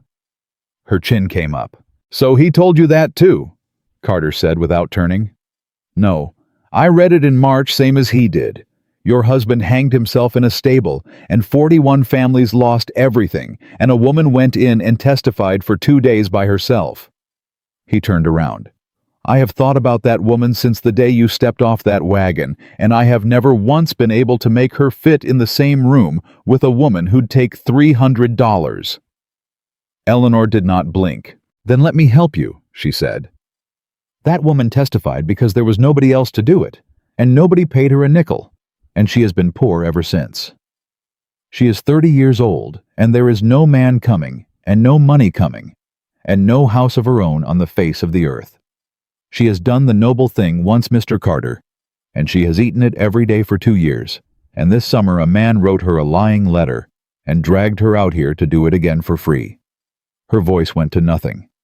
Ask me again whether she'd take $300. Carter looked at her for a long, long moment. How long would you want the books? He said. 2 days. 1. 2. There's 5 years and 31 men, and I don't put my name on anything I haven't run twice. They don't leave this office. Then I don't sign, Eleanor said. I've a table and a lamp, and I've worked at them since June. I'll not sit under your eye and be handed pages like a schoolgirl. That's not an examination, that's a recitation, and any lawyer alive would say so. Carter's jaw moved. 2 days, he said. 2 days.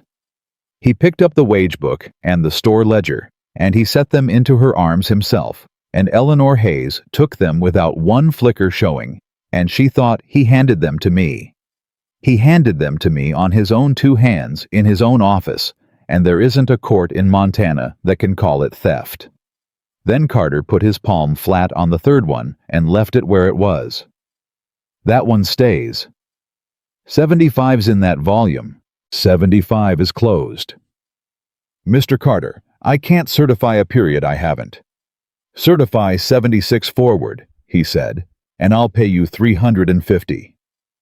And Eleanor understood, standing there with 2 ledgers against her chest, precisely how frightened William Carter was of a little man from Ohio who had been dead for 3 years. 50 extra to skip a year, she said. That's a costly year. That's my last word on it. Then it's your last word. She got to the door and turned. Mr. Carter, 2 days puts us at the 26th. What's the hurry after that? There's no hurry. There's a hurry, Eleanor said. You've had 11 weeks to buy me, and you did it in 4 minutes. Carter smiled, and it was not the church smile. Thursday's stage, he said. Don't be late for it, ma'am. She got across that yard with her heart slamming, and she did not let herself walk fast, and she was 8 steps from her door when Nathan came around the corner of the cookhouse and saw what she was carrying and stopped dead. Ma'am? Don't. What did you give him? My name, Eleanor said. Now come inside and shut the door. She put the ledgers on the table and told him, and Nathan Cole stood there with his hat in his hands and heard it all the way through without one word. And when she'd finished, he sat down on the edge of her table, like a man whose legs had quit. You'd not really sign it, he said. Mr. Cole. You'd not. You are asking me that, Eleanor said, having lied to me since April. I am. Then I hope it's an unpleasant 2 days for you. He almost laughed. It came out wrecked. He kept the 75, she said. Bell's year. Bell's year. And he paid $50 extra to keep it, which tells me there's something in that book he cannot survive, and it's in a strong box in his office, and it is going to stay there. She was already pulling the lamp over. How many men? Nathan's face changed. 4, he said. I asked for 6. I know what you asked for. 4. Prather, Silas, Amos, and a fella named Ezra Hunt that's been here 2 years and can read. Nathan turned the hat once. I asked 19. 19. I stood in that bunkhouse last night, and I asked 19 men to put their names to what was done to 'em, and 15 said no, and every one of 'em said it different, and every one of 'em was right. His hands closed on the brim. Fella named Dutch has got a wife in Deer Lodge, and $40 in that store. Fella named Pike's got a brother in the county jail at Bitter Creek, and Rose the one feeds him. Old Merle said, Mr. Cole, I'm 58, and my back's gone, and if I lose this bunk in August, I'll winter in a barn and die in it. And he ain't wrong. He ain't one bit wrong. No? Eleanor said. He isn't. I told him I'd carry any man that got turned off. Wages, board work, all of it till it was settled. And Merle said with respect, sir, you've give a man your word before and rode to Texas on it. Nathan's voice went flat. And there wasn't a thing on God's earth I could say back to that. Eleanor stopped with her hand on the ledger. He said that to you. He did. And you stood there and took it. I earned it. She looked at him a moment longer than she meant to. 4 is not enough, she said. No, ma'am. 4 is a grudge. 4 is what a lawyer calls disgruntled hands. She flipped the store ledger open. But 4, with a book that shows the same hand carrying the same lie 31 times a month for 5 years, that might be a hanging after all. Get me every hour of light you can. And Mr. Cole. Ma'am? Amos is 17. He is. Did you ask him, or did he ask you? He come to me, Nathan said, before I ever opened my mouth. He said, Mr. Cole, if there's a paper about my daddy, I want to be the one that signs it. Eleanor put her hand over her eyes for 1 second, which was all she permitted herself. Then go, she said. I've got 2 days. She had 31 hours as it turned out. She worked that night straight through and the next day, and she did not stop except to eat standing up, and by the second evening she had 411 pages copied, in her own shorthand, and her right hand had cramped into a claw twice, and she had wept exactly once, at 2 in the morning, over a line that read, Bell J. Coat Winter, 14.00, dated 3 weeks before he went off a road. Nathan brought her coffee at midnight, and food she didn't eat, and stood in her doorway, and never came in. $14 for a coat, she said. Ma'am.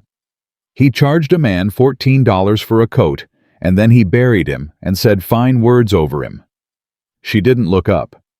I'd like you to know I don't hate you, Mr. Cole. I want to. It'd be restful. But there's only room in me for one man at a time, and it's not you. Nathan didn't say anything for a bit. That's more than I've got coming, he said. It is. Go away. He went. At noon on the second day, Silas came in without knocking and stood in the middle of her floor with his hat crushed in both hands and his face the color of ash. Ma'am? Silas, I've got 4 hours. I got to say a thing, and if I don't say it now, I ain't never going to say it. Something in his voice made her put the pen down. Sit. I'll stand. He swallowed. That night in the bunkhouse when you told the men you wrote down every name. I've thought on it 2 days, and I ain't slept. Silas? He give me something, the old man said. Eleanor went very still. Who did? Bell? Silas's mouth was shaking. The morning he rode out, October 75. He come to the barn while I was harnessing, and he had this little book he was always writing in, and he says, Silas, I'm posting letters today, and if I don't come back by Sunday, you take this to the sheriff at Bitter Creek. He stopped, started again. And I says, Mr. Bell, you'll be back by supper. And he laughed at me, and he says, I expect I will. And then he took his spectacles off and cleaned 'em on his shirt, which he done about 40 times a day. And he says, Silas, if a man ever asks you what happened here, don't you lie for him. Don't you never lie for him. Silas? He never come back by Sunday, Silas said. Horse come back Friday. Eleanor could not feel her own hands. Where is it? Ma'am, I couldn't read a word of it. He was crying now and not doing anything about it. I couldn't read one word. And they said the horse spooked, and the coroner said it, and the deputy said it, and Mr. Carter paid for the burying, and I stood there at that grave with that little book inside my coat, and I thought, Silas, you take this to the sheriff, and the sheriff is that man's brother, and then it's you at the bottom of the cut, and ain't nobody to say different. He wiped his face with his whole forearm. So I put it in a coffee tin, and I buried it under the third post of the horse pen, and I have walked past it every day for 3 years. Nobody said anything. 3 years, Silas said. Ma'am, I have at supper next to that man 3 years. Eleanor got up and crossed the room and took that old man by both arms. Listen to me. I ain't nothing but a... Listen to me. You were one man alone and you could not read, and the law in this county is his in-law, and you were right. She held on. You were right, Silas. If you'd carried that book to Bitter Creek in '75, you'd have died on that road, and the book would have died with you, and Josiah Bell would have been a clumsy rider forever. You didn't hide it. You kept it. There's a difference, and it's the whole difference in the world. Silas broke down completely then, and Eleanor held on to him, and after a while he got his breath. You'll want a shovel, he said. The tin came up at 4 o'clock with 2 men keeping watch, and the notebook inside it was swollen and foxed, and the ink had gone brown, and Eleanor Hayes sat down in the dirt beside a fence post and read it. Josiah Bell had found the carry. It was on the 9th page in a hand that slanted left in the flat, furious shorthand of a man who has just understood something. The carry does not match. September closes 88.40. October opens 92.15. Not once. Every month.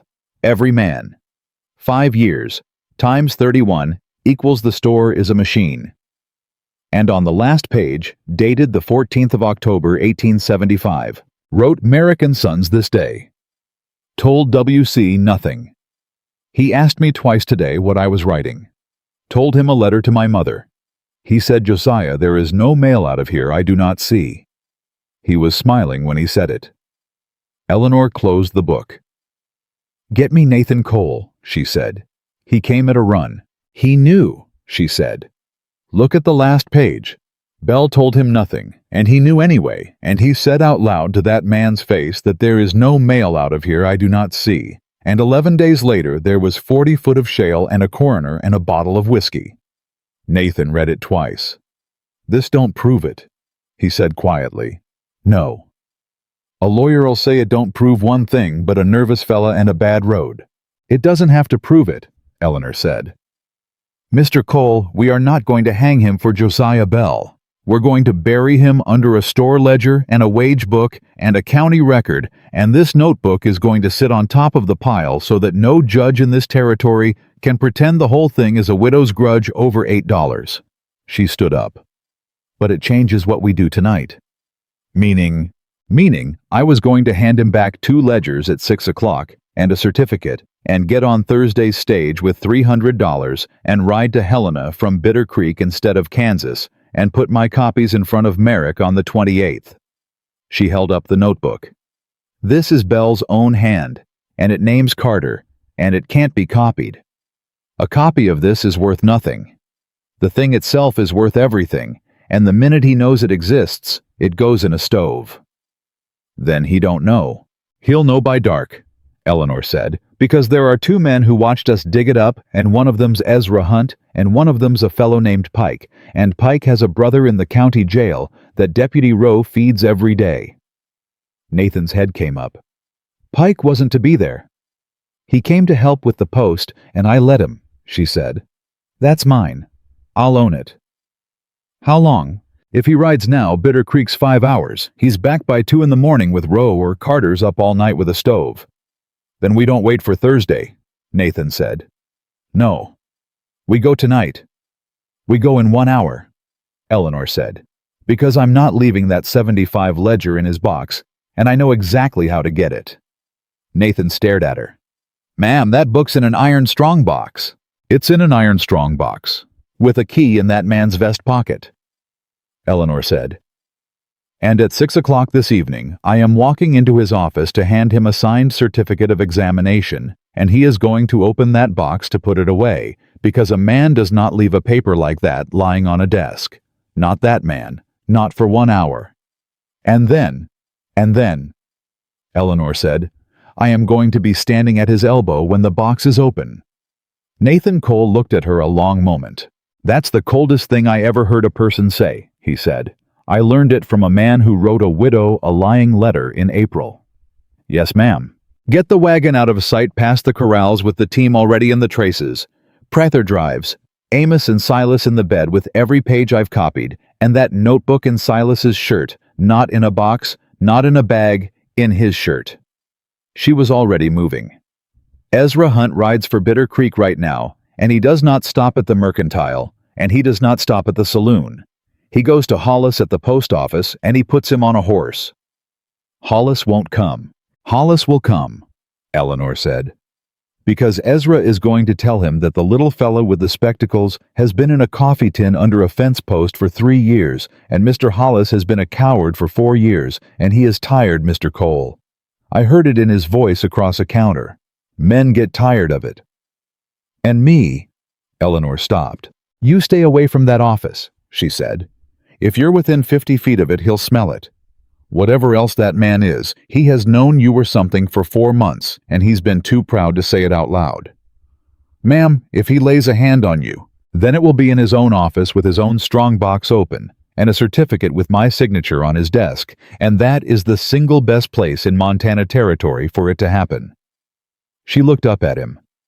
You wrote a letter to Kansas because you wanted a woman who'd already done the hardest thing there is. Well, Mr. Cole, this is what that looks like up close. It is not restful, and you do not get to change your mind about it now. Nathan Cole put his hat on. No, ma'am, he said. I don't reckon I do. She walked into that office at 6 o'clock with 2 ledgers under her arm and 1 sheet of paper on top of them. Mrs. Hayes. Mr. Carter. He took the ledgers. He set them on the corner of the desk and squared them, and then he picked up the sheet and read it. And Eleanor watched him read the whole of it, and she counted her own heartbeats and got to 22. I have examined the books of Red Canyon Ranch for the period 1876 to the present, and I find... He looked up. This is not finished. It's not signed. It says, he turned it. It stops, mid-sentence. It stops, Eleanor agreed. Because I've a condition, and I'd rather say it standing than write it, and be argued with by post. Carter set the paper down very carefully. Say it. $350 is fine payment for a certificate, she said. It's poor payment for the other thing you're buying, which is the rest of my life. I'd have Tom Prather's $109 struck, and Silas's $140, and Amos's $31.40, and the 4 of them released in writing before I sign my name. No. Then I'll want Mrs. Hayes. Carter came around the desk. That is the 4th time this summer you have tried to buy those men, and I have told you every time that it don't work like that. It's not buying them. It's $180 off a $9,000 sale. He stopped. Eleanor let the silence run exactly 1 beat too long. You've read Merrick's letter, Carter said. You put it on my table. I put a page on your table. I did not put a date on it. The 1st of September's on the page, Eleanor said in the 2nd paragraph, and if you'd wanted it kept, you oughtn't to have handed it to a woman who reads for a living. Carter looked at her for a long moment. Then he laughed one short, unpleasant sound. You are the best I ever saw, he said. Thank you. I mean it as an admission, not a compliment. He turned and unlocked the strongbox, and Eleanor's whole body went to water, and she made her feet stay exactly where they were. 180 struck off. All right. I'll write it tonight, and you'll sign tomorrow, and Thursday you'll be on that stage. And I want you to know, ma'am, that in 11 years I have never once had to pay a person twice. The lid was up. Inside the coin bag, 3 deed boxes, 2 bundles of letters tied in string, one of them fat with envelopes she recognized at 100 paces, because she had seen the same firm's hand that morning on her own table, and the 1875 ledger. "Mr. Carter," Eleanor said, "there's one more thing." "There is always one more thing with you." "The date on the wage book." "What of it?" "3rd of August. Prather's entry. It's wrote in a different ink than the ones above and below it, and I need to know whether that was you or the light, because if I certify a page with an alteration on it, I've hanged myself and not you." And William Carter, who had been foreman 11 years, who counted lamp oil, who had never once in his life been careless, turned his back on an open strongbox and bent over the wage book to look at an entry Eleanor Hayes had invented 40 minutes earlier at her own table. She was fast. She was not fast enough. She had the 75 ledger under her arm and had made it a full 4 steps when he came around. "Put it down." "No." "Mrs. Hayes?" He was between her and the door in 2 strides, and he was not smiling, and he was not smooth, and the 11 years came off him all at once. "Put that book down." "There's a boy of 17 in the yard," Eleanor said, "who was told in front of 30 men that his daddy was honest right up till the end. His daddy owed you $60 he never spent. It's in this book." "You have no idea what is in that book." "I know what's in the carry." Carter's face went white, and Eleanor Hayes, who had been afraid of that man since the 4th of June, watched the whole thing come apart in front of her and understood finally and completely that he had never been powerful. He had only ever been early. "Josiah Bell found it in October of 75, she said. "He wrote to Merrick and Sons on the 14th. He wrote in his own book that you told him to his face there is no mail out of here that you don't see. He was dead in 11 days. "That road widens at the switchback," Eleanor said. "It's the one place on the whole grade a man could stop and eat his dinner without worrying." Carter grabbed for the ledger. She swung the whole weight of it into his forearm and got the door open with her other hand and got out onto the step and screamed one word, and it was not help, and it was not murder. It was a name. Nathan Cole came across that yard the way a river comes down a canyon, and the men came with him, not 4, not 6, but every man who had been standing at the pens waiting to see what a summer was worth, because Eleanor had been wrong about that, too wrong, the way she had been wrong about a quiet fence mender in April. Carter got his hand on her arm at the bottom of the step. "Give it to me." "Take your hand off her." Carter turned. And there was Nathan, and there was Prather with his splint, and Silas and Amos and Ezra Hunt, back off a lathered horse, with a white-faced post clerk from Bitter Creek standing behind him, holding his hat like a man at a graveside, and Dutch and Pike, who had not ridden anywhere at all, and old Merle, who was 58 with a bad back, and behind him every last soul on the place. Carter looked at all of them. Then he did the only thing he had left, which was the thing he had never once done in 11 years. He raised his hand to her. Nathan Cole caught the foreman's wrist an inch before it reached Eleanor Hayes's face, and 40 men stopped breathing at once. He didn't shout. He didn't strike. He held that wrist the way a man holds a snake he's already decided not to kill, and he let the silence run long enough to hurt. Then he reached into his coat, pulled out a folded paper worn soft at the creases, and laid it flat on the boards. "Read the name," he said quietly. "Then tell me again who makes decisions here." Nobody moved. Carter's arm was still up, and the thing on his face wasn't pain. It was calculation. He had spent his whole life measuring rooms, and for the first time in 11 years at Red Canyon, the room was measuring him back. "Let go of me," Carter said. "I aim to, directly." "You are a hired hand." "I've been called worse." He let go. Carter jerked back and turned to the yard and found that smooth pitch he used at church suppers. "You've all seen it. A drifter putting hands on the man who signs your pay." "Read the name," Nathan said. "I'll do no such thing." "Then I'll read it." He put one finger on the paper, the way a man sets his hand on a Bible. "Territorial Land Patent. Section 11 through 22, Red Canyon Holdings water rights on the North Fork recorded in Helena 18 and 71. Owner of record, Nathan Cole." Somebody dropped a hat. Nobody picked it up. "Anybody can carry a paper," Carter said. "That's true.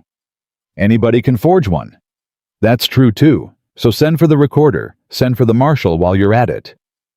Nathan lifted his head. I'd take it kindly. You've been lying to every man on this place, 3 months of it, eating our beef. I've been listening, Nathan said. There's a difference. You'd not know it. And her... Carter's arm came up pointing, and Eleanor did not look away from it. Did you lie to her too? Yes, Nathan said. He didn't dress it up. Yes, he said again. I did. I lied to that woman from April to August, and there ain't a day of it I'll get back, and she has told me so to my face, and she was right every time. He turned to the yard. And I lied to every one of you. I laid in that bunkhouse and let you take me for one of your own, and I watched him take $8 a month out of Tom Prather's wages with my own name on the paper that let him do it. Nobody spoke. So I ain't standing here to be thanked, Nathan said. I'm standing here to be counted, same as everybody else. Then Amos stepped forward, 17 years old, and his voice went in 3 directions before it came out. Mr. Carter, my daddy's name was Isaac, and he never owed you $60. Carter said, Boy, he never owed you $60, Amos said. And it's in that book she's holding, and I can't read it, but she can. And she's going to read it out loud in front of a judge, and I'm going to be sitting in that room when she does. Amos, Carter said, your father was a... And Tom Prather stepped in front of the boy with his splinted hand held up like a flag. Don't, Prather said. Not one more time. Not one more word about a dead man in front of his own son. You've had 5 years of that and you're done. Tom, I have carried you. You've carried me $109 deep for a coat I never bought, Prather said. And I signed for it with a cross because I can't write my own name, and that's the God's truth, and I'll say it in a courthouse, and I'll say it slow. And I'll say it, said Silas. And me, said Ezra Hunt. And me, said Dutch, who had a wife in Deer Lodge and $40 in that store. And me, said Merle, who was 58 with a bad back and had to say it twice because it didn't come out the first time. And then it went around that yard like fire in dry grass. Man after man. Most of them not raising their voices. Most of them looking at the dirt while they said it, 31 men putting a name to a thing at last, and Eleanor Hayes stood on that step with a ledger under her arm and understood that everything she had written down since June had just become worth something. Mr. Hollis, she said, would you tell them what you told me in your store? The post clerk went the color of paper. Ma'am, You said you were tired of being a coward. You rode 19 miles on a borrowed horse. Say it here first and it'll be easier to say in Helena. Hollis took his hat off. 4 years, he said. Every letter come out of Helena for a coal at Red Canyon that man signed for and carried off, and I let him. And there was 3 of 'em this spring alone from Merrick and Sons, and there was letters in 75 went the other way that never got no answer, and I knowed all of it, and I never said one word. He looked at Nathan. I'm sorry, sir. I'm real sorry. Carter said, that is a matter between me and my employer's agents. It's a federal matter, Eleanor said. The yard went quiet. Mr. Carter, you are welcome to be right about a great many things, she said. You were right that the power of attorney is sound. You were right that 31 crosses in a wage book aren't worth much on their own. You were right that a court would look at a man who rode to Texas and signed a paper he didn't read and think poorly of him. She came down 1 step. But you took mail out of a United States post office for 4 years that wasn't yours, and there is no clever thing you can say about a carry that makes that anything but what it is. Carter said nothing, and on the 1st of September, Eleanor said the Bitter Creek Land and Cattle Company was to record $9,000 against this place, a company whose registered agent by his own filing is William H. Carter.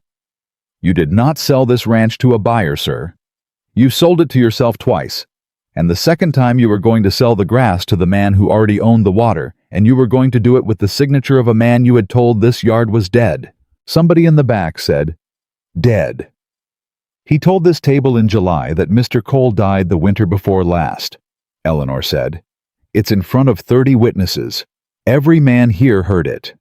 And that, not the deed, not the wage book, not the carry, was the sound that went through those men.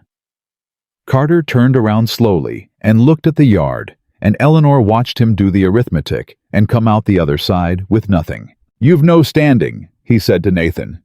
"You'll take the 9,000 and be glad of it. You took the drafts 4 years running and never asked a question.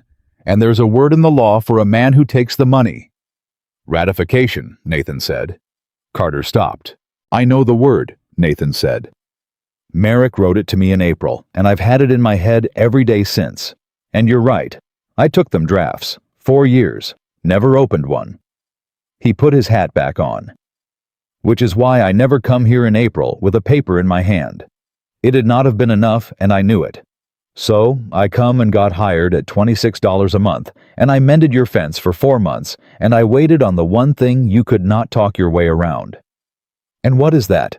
"Her," Nathan said. The circuit judge came out from Helena on the 29th of August, with a deputy United States Marshal riding beside him, and they sat in the front room of the Bitter Creek Hotel for 2 days because there was no courthouse fit for it, and Eleanor Hayes read out loud for 9 hours. She read the carry. 61 instances in the store ledger where the balance forwarded exceeded the column above it in one hand, never once in the men's favor.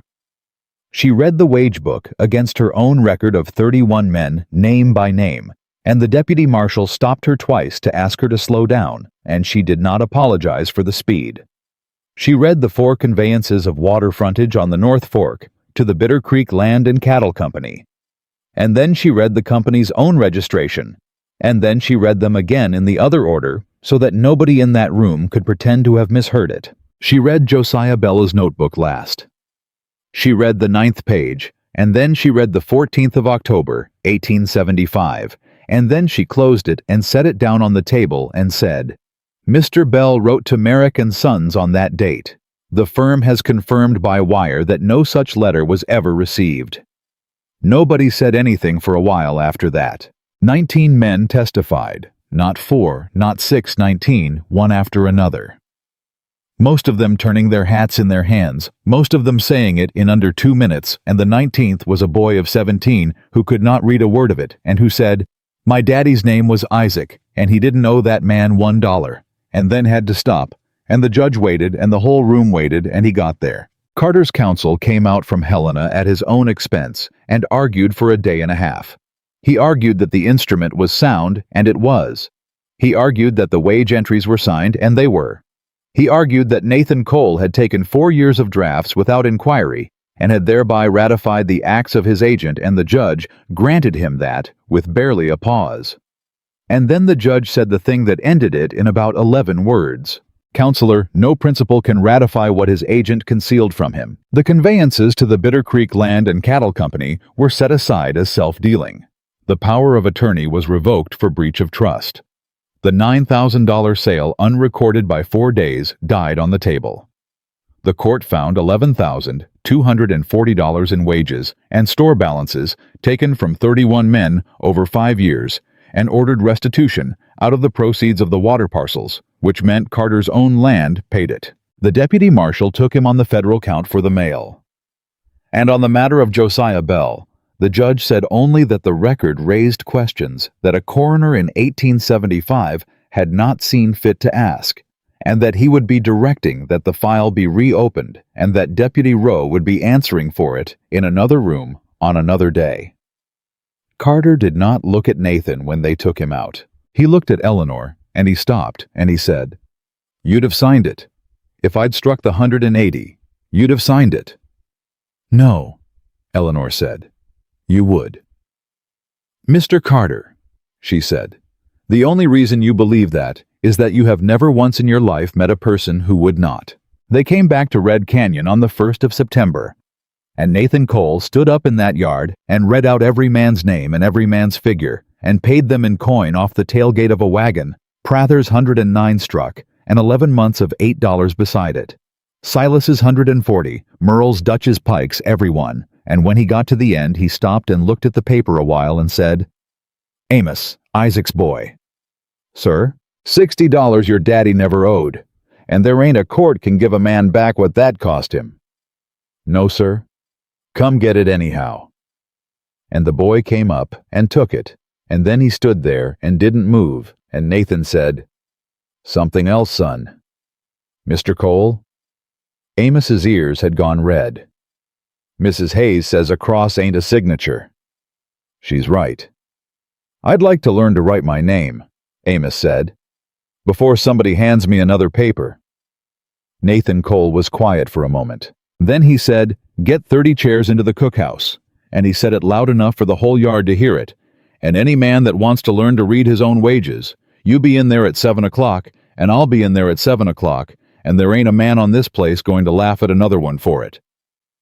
26 men came. 26 men came, and not one of them sat down. "There's chairs," Nathan said. "Yes, sir." "Then sit in 'em." Nobody moved. Merle finally said it because at 58, a man has less to lose than he thinks. "It ain't the chairs, Mr. Cole. It's that a fella don't much care to be seen not knowing a thing in front of 30 others that don't know it neither. Then you'll all be even. That ain't how shame works, sir." "No," Nathan said. "It ain't." He stood there a minute. Then he took the chalk and wrote 4 letters on the board and set the chalk down. "That's my boy's name," he said. "Samuel. He was 6, and he was learning it when he died, and he never got the last letter right. He'd make it backwards every time, and I'd say, 'Sam, you've done it backwards again.' And he'd say, 'Well, it's my name, and I'll have it how I want it.'" His voice didn't do anything much. "I've not said that name out loud in 4 years, and I've just said it in front of 26 men. Now sit down." They sat down. It went badly for about 40 minutes. Nathan Cole could read anything put in front of him, and could not teach a living soul to do it. And by the 3rd quarter hour, he had Dutch nearly in tears over the difference between a B and a D. "Mr. Cole." He turned. Eleanor was in the doorway. "You're doing it wrong," she said. "I know it. You're teaching them letters. They don't want letters, they want their wages." She came in and picked up the chalk out of his hand without asking for it and wrote, "Thomas Prather, $30, received $22, and turned around." "Mr. Prather, which of those numbers is bigger?" "The 30. "How do you know?" Prather looked at it. "'Cause I've been robbed of the difference 11 months running, ma'am." "That's right. You already know the arithmetic. You've known it in your bones for 5 years. She tapped the board. "All I'm going to teach you is where it lives on a page. Amos, come up here." The boy went up like a man walking to a gallows. "Your name?" "I can't." "5 letters. You've been carrying them your whole life. Take the chalk." It took him 11 minutes, and he broke the chalk twice, and his hand was shaking so hard that Silas had to look at the ceiling. And when he was done, there was a word on that board that a 17-year-old boy had made himself, and the boy stood back and looked at it and didn't say anything at all. "Say it," Eleanor said. "Amos. Louder." "Amos." And 26 men came up out of those chairs hollering like it was a horse race, and old Merle beat on the table with the flat of his hand, and Nathan Cole stood at the back of that cookhouse with his arms folded and did not trust himself to speak. Afterward, Eleanor cleaned the board and did not look at him. "I'm on Thursday's stage," she said. Nathan didn't answer for a moment. "You've a certificate to finish." "I've no certificate to finish. There's nothing to certify. The books are evidence now, and they belong to a federal court." She set the rag down. "I was engaged by letter for a piece of work. The work's done." "Ma'am?" "Don't. I'd not ask you to stay for me." "Good, because I'd not stay for you." She turned around then. "I'd stay for that boy, and you know that, and I'll thank you not to use him." Nathan Cole looked at her a long moment. "No, ma'am," he said. "I won't." And he didn't. That was the terrible part. He didn't say one word about it for 4 days, and Silas said plenty. "He ain't stopping you." "No." "He ain't so much as asked." "He asked me once, Silas, in April, in a letter with no name on it. He doesn't get to ask twice." "Ma'am, that's the coldest." "Yes," Eleanor said. "It is." She was packed by Tuesday evening. She was still packed at 9 o'clock Wednesday morning when a man in a town coat rode into Red Canyon on a livery horse and asked very politely for the owner of record. His name was Whitcomb. He was from the Territorial Stockman's Bank in Helena, and he had a leather case and the manner of a man who has delivered bad news often enough to have stopped feeling it. "You'd be Mr. Cole." "I would. I'm sorry to come out on such an errand." He opened the case. "I hold a mortgage." Nathan said, "On what?" "On 4 parcels of water frontage along the North Fork of the river, executed the 11th of March last by the Bitter Creek Land and Cattle Company in the sum of $6,400, of which not one payment has been made since June." Whitcomb laid the paper on the rail. "The court in Bitter Creek has set aside the conveyances of that land to the company. It has not set aside my mortgage, sir, because my bank was not a party and was not heard, and it will not be set aside because we are a purchaser for value without notice." Eleanor had come out onto the step behind them. "Say the rest," she said. Whitcomb looked at her. "Ma'am, you've a rehearsed piece and you're 4 sentences in. Say the rest." "The rest is that the note is in default and the bank will proceed to foreclose on the water parcels in 30 days. Whitcomb said, "and that the restitution ordered by the court, $11,240 to be paid out of the proceeds of those parcels, will not be paid out of them because there are no proceeds. There is a debt of $6,400 sitting on top of them." Nobody said anything. "Mr. Cole," Whitcomb said, "I want to be understood. My bank did not steal your wages. My bank lent money in good faith against recorded title to a Montana corporation. Whatever that corporation's agent did to you is a matter between you and him, and I am sorry for it. But a bank cannot be made to eat a man's crimes, or there'd be no money lent in this territory at all. And then where would any of you be?" "You lent $6,400 to William Carter," Eleanor said. "I lent it to a company." "Whose registered agent?" "Ma'am, I know the argument. I have heard the argument. It is a fine argument, and it is worth precisely nothing, because the law asks whether my bank had notice, and my bank had no notice." He closed the case. 30 days. He rode out at 9:30, and by 10 o'clock, every man on Red Canyon knew, because Pike had been standing at the corner of the cookhouse. They came to the main house in a body at noon. Prather did the talking which nobody expected, least of all Prather. "We'll give it back." Nathan said, "No. You ain't heard the figure." "I don't need the figure." "It's 4,000 and some," Prather said. "That's what's left of it. Some of it's spent, some's gone to Deer Lodge and Bitter Creek, and a fellow's brother's fine, and there's 2 men rode out Monday with theirs, and I don't blame 'em. But there's 4,000 and some standing in this yard right now, and it's yours if you'll take it." "I'll not take it." "Mr. Cole." "Tom." Nathan's voice went down. "That money was took out of your pocket $8 at a time for 5 years, with my name on the paper that let him do it. If I take $1 of it back to save my own grass, then what happened in that hotel in Bitter Creek was a performance." He shook his head once. "It ain't going to be a performance." "Then you'll lose the ranch." "Then I'll lose the ranch." "And us with it," said Merle. That one landed. "Say it out," Nathan said. "There ain't nothing to say out. Bank takes the water. There ain't a cow lives on this grass past next July, and this outfit's done, and 31 men that just testified in a federal hearing room go looking for work in this county with that on their name." Merle spread his hands. "Sir, I've took your money, and I'll take your side. But don't you stand there and be noble at me. Noble's a thing a man does with his own hide. You'd be doing it with mine." Nobody breathed. Nathan Cole took that all the way down, the way he had taken. "You've give a man your word before and rode to Texas on it, and Eleanor watched him take it and hated how well he did it." "That's fair," he said. "It ain't fair, it's just true. It's both." Nathan looked around that yard.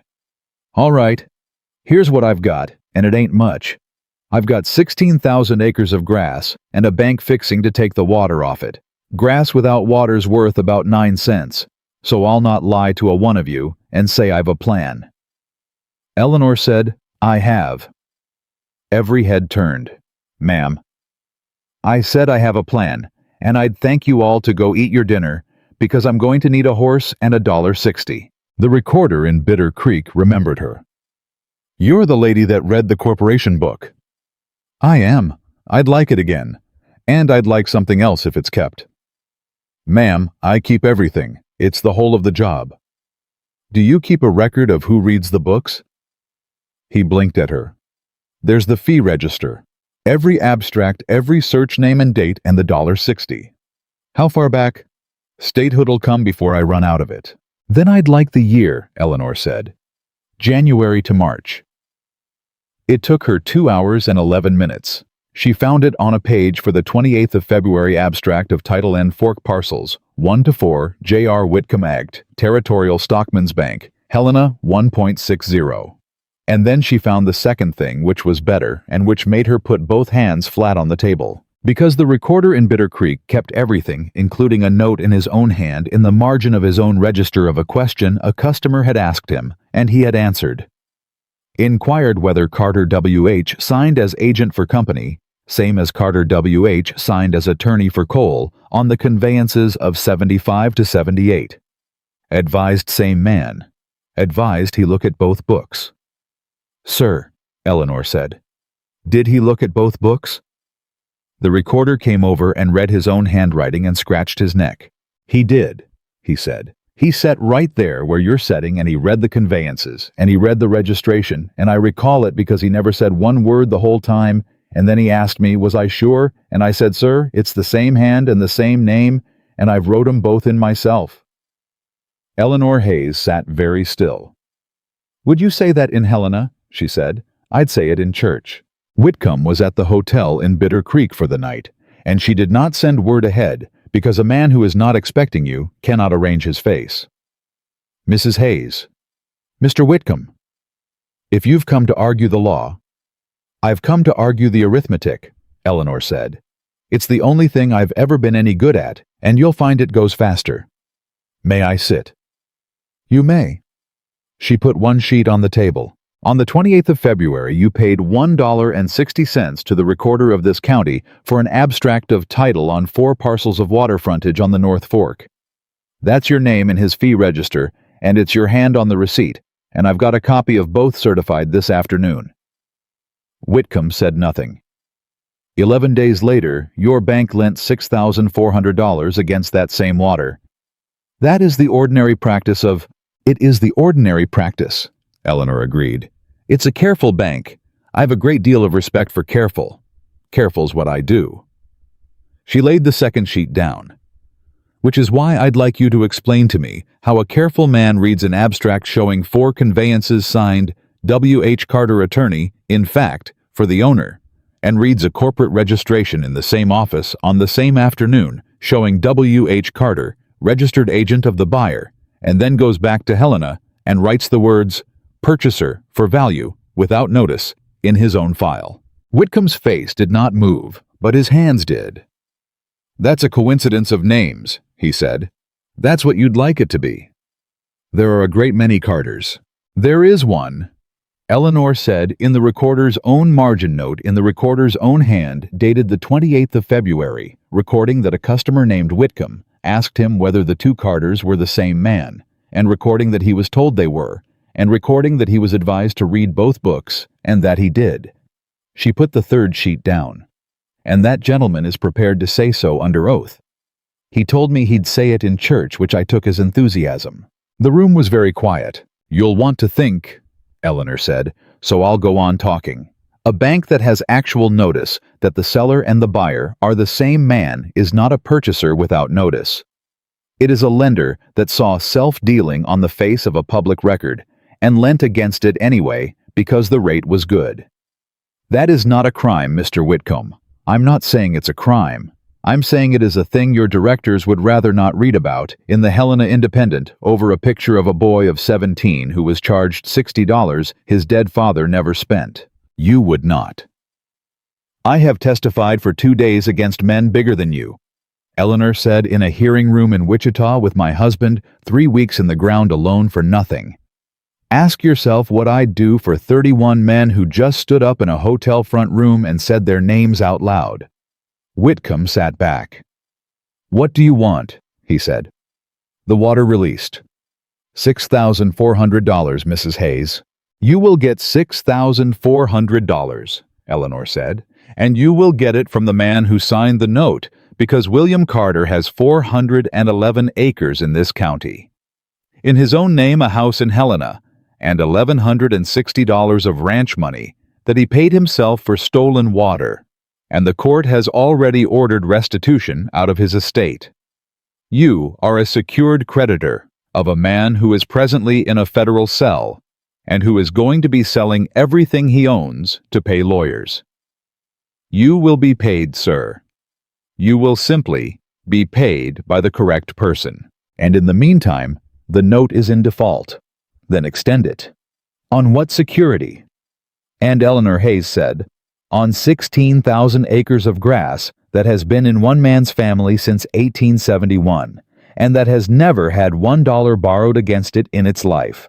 Nathan Cole will sign the note, not the company's, his own, and he'll pay it because he has spent 4 months mending fence at $26 a month for the privilege of not being the kind of man who doesn't."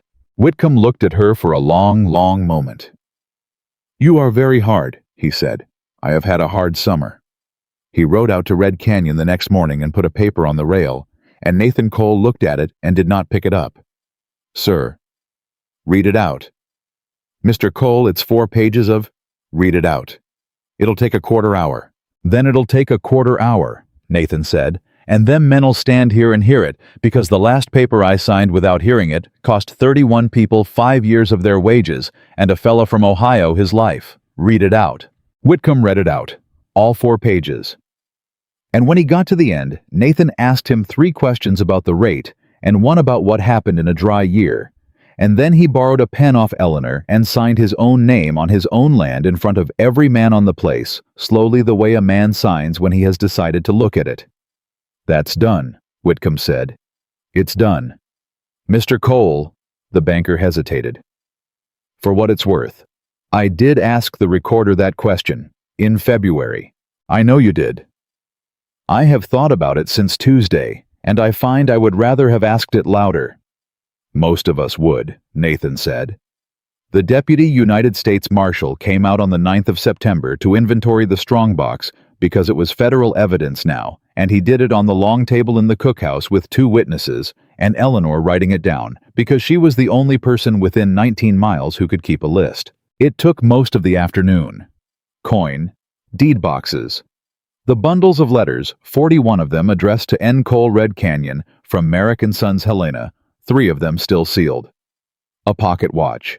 A promissory note from Deputy Roe to Carter for $200, dated 1876, never paid, which the marshal read twice, and then set aside by itself and said, "Well now." And at the bottom, folded inside a woman's handkerchief that had been laundered, and pressed a pair of steel-rimmed spectacles with the left lens cracked across the corner.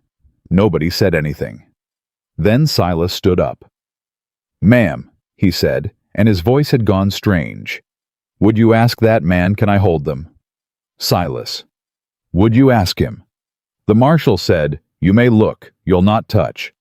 The old man came around the table and bent over and looked at them for a long time without breathing. "He cleaned 'em on his shirt," he said. 40 times a day. He done it the last morning I ever seen him standing in the barn while I was harnessing, and he says, 'Silas, don't you never lie for him.'" Silas straightened up. "That's Josiah Bell's spectacles, that's them. And he wore 'em every waking minute of his life, and he could not see the end of his own arm without 'em." "You're certain?" the marshal said. "Mister, I have buried 2 wives and a brother, and I could not tell you the color of one of their eyes. I know them spectacles." "How'd they come here?" "That's what I'd like somebody to ask him," Silas said. The marshal wrote for a while. Then he looked up. "Mrs. Hayes, read me the coroner's return again." She read it. "Deceased, thrown from horse at the switchback, grade injuries consistent with fall. No other person present. No property upon the body of value effects returned to the ranch." "No property upon the body," the marshal said. "That's what it says. A fella that can't see the end of his arm goes off a horse, and his spectacles ain't upon the body, nor at the bottom of the cut, nor broke on the road, and 3 years later, they're folded in a handkerchief in his foreman's strongbox under the money." He capped the pen. "I've been 11 years at this. I've never yet seen a man keep a thing like that unless it meant something to him, and there is only one thing it can mean." Eleanor said quietly, "It means he was there." "It means he was there," the marshal said, "and it means a coroner wrote no property on a form he never troubled to fill out honest. And that coroner is the deputy's brother, and that deputy owed the foreman $200 since '76. He stood up. "Ma'am, I'll want the whole of this in your hand by morning. You'll have it tonight." She went to Helena on the 14th because Merrick's firm required her deposition, and she went to the jail because she had decided in the wagon that she would rather do a hard thing than wonder about it for the rest of her life. Carter came to the bars looking exactly the same, which she had not expected and did not like. "Mrs. Hayes." "Mr. Carter." "They've give me a lawyer from Butte who's frightened of me. It's very restful." He almost smiled. "You've come to gloat. I've come to ask you one question." "Ask it." "Did you kill Josiah Bell?" "My counsel would." "Your counsel isn't here." Carter looked at her through the bars for a good while. "I had 11 years at that place," he said. 11. Cole rode off to Texas and left it to rot, and I made it pay. I fed those men. I doctored them. I buried 4 of them, and I paid for 2 of the funerals out of my own pocket, and there is not one soul in that yard who'll say so now. You charged Isaac $14 for a coat. I charged Isaac what the coat was worth and a little besides, and he had a coat, ma'am, in January, which he'd not have had otherwise, and he was warm in it. His voice rose for the first time she had ever heard. Every one of them wanted the thing, and none of them wanted the price, and I was the only man in that valley willing to write the price down. That's all I ever was, the man who wrote it down. You didn't answer me. No, Carter said. I did not. Why keep them? And for 1 second, the same second she had seen in her own kitchen in June, when she asked him about the last bookkeeper, William Carter's face did something. Because he was the only one who ever caught it, he said. Eleanor stood there. 11 years, Carter said. 31 men, 4 owners' agents, 2 territorial assessors, and a bank. Nobody ever checked the carry. Nobody. And then a little fella from Ohio in cheap spectacles found it in 9 weeks and wrote a letter about it. And I have thought about him every day since, and I could not. He stopped. I could not put them in the ground. Mr. Carter. What? That is the closest thing to a confession that anyone will ever get out of you, Eleanor said. And I want you to know that I am going to write it down in this notebook the moment I am out of this room with the date and the hour, and I am going to sign it, and I am going to give it to a deputy United States Marshal because that is what I do. I write things down. Carter looked at her, and then he laughed a real one ugly and surprised the laugh of a man who has just been shown the bill. I know it, he said. God help me, ma'am. I've known it since June. The stage went on Thursday the 17th of September, and Eleanor Hayes was on it. They came out to see her off, all of them, and it was the worst hour of her life, and she'd already had several to compare it to. Prather couldn't do it at all. He got as far as, "Ma'am, I," and then shook her hand with his bad one, which she understood was the entire speech. Silas cried and did not apologize for it. Amos gave her a piece of paper folded in 4, and she opened it, and it said, Eleanor Hayes, in a hand like a fence in a windstorm, every letter fought for. I practiced it 40 times, he said. Amos, I wanted you to have your own name off somebody that couldn't wrote it in June. She had to stand very still for a moment. That's the finest thing anybody's ever given me, she said, and I'm going to say so for the rest of my life. Nathan Cole was the last one, and all he did was take his hat off. Ma'am. Mr. Cole. I'll not ask you. I know you won't. I've thought about it 4 days, and I've had about 9 speeches, and every one of them was me arranging you again. He turned the brim once. So I'll say this, and it's all the notes signed, the men are paid the water's ours, and there ain't a piece of it that'd have happened without you, and every man here knows it, and I've told 'em so, and I'll go on telling 'em after you're gone." "That's a good speech." "It ain't a speech, it's a receipt." He stepped back. "Safe travels, Mrs. Hayes." And he did not follow the stage, and he did not send a man after it, and he did not stand in the road. And Eleanor Hayes rode 19 miles to Bitter Creek, being furious about all three. The letter came to Kansas on the 11th of October. She knew the hand before she had it out of the box, and she stood in that post office and did not open it for a full minute, and then she did. "Mrs. Hayes, in April I wrote you a letter with lies in it and no name on it, and you have never once let me forget it, and you were right not to. So I am going to write the true one now, and I am going to send it, and then I am going to leave you alone about it, because you have told me to my face that I take a thing before I ask for it, and I have decided that I would rather ask for a thing and not get it. My name is Nathan Cole. I am 38 years old. I own 16,000 acres in Montana Territory, and there is a note of $6,400 against them that I signed in front of 31 men, and I will be 9 years paying it, and I have got $206 to my name. In the winter of '74, I lost my wife Ruth and my boy Samuel, and I did not have the courage to stay and look at the place where they'd been, so I put my whole life in a stranger's hand and rode to Texas and did not open a letter for 4 years. 31 men paid for that. A man from Ohio named Josiah Bell paid worse. There is nothing I can do about either one of those things, and I have stopped trying to think of a way. What I can tell you is what is true today. The cookhouse has 29 men in it, 4 nights a week, and Amos is teaching the beginners because he is better at it than either of us was. Tom Prather's hand set crooked, and he can hold a rope with it. Silas has took to reading his own store account out loud at supper, slow to whoever will listen, whether they will or not. There is a schoolmaster coming in the spring from Deer Lodge, and I have wrote the county about a school for the whole valley, which they have not answered, and I am going to keep writing them, because I have learned this summer what a letter is worth. I am not going to tell you that I cannot run this place without you. I can run it. I ran it badly for 4 years by not running it at all, and I am running it honest now, and I will keep on. I am going to tell you the other thing instead, and then I am done. Every evening from the middle of August, I have gone down to that creek and stood there about a half hour, like a fool with a hat on, and Silas has been laughing at me since the first week. I have not gone down there to think about the ranch. I have thought about a woman who came out here with one trunk and no reason to trust anybody, and found in 4 hours what nobody had found in 11 years, and who stood in a yard with a book under her arm and made 31 frightened men brave, and who told me the truth about myself in a bunkhouse in front of everyone, when it would have been easier to hate me quietly. I have not any right to ask you for one thing, and I know it. So I am not asking you to come back and keep my books, and I am not asking you to come back for those men because you told me not to use them, and I won't. I am asking whether you would come back for me. If the answer is no, I will not write again, and you will not hear one word of complaint out of me. And there will be a place at Red Canyon for you until I am in the ground, if you ever want it for any reason at all.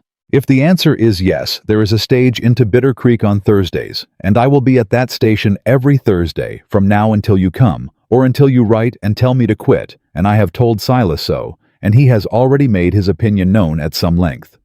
Yours truly, Nathan Cole. P.S. Amos wanted it wrote down that he can now spell water wages and Montana, and that he done the last one without help.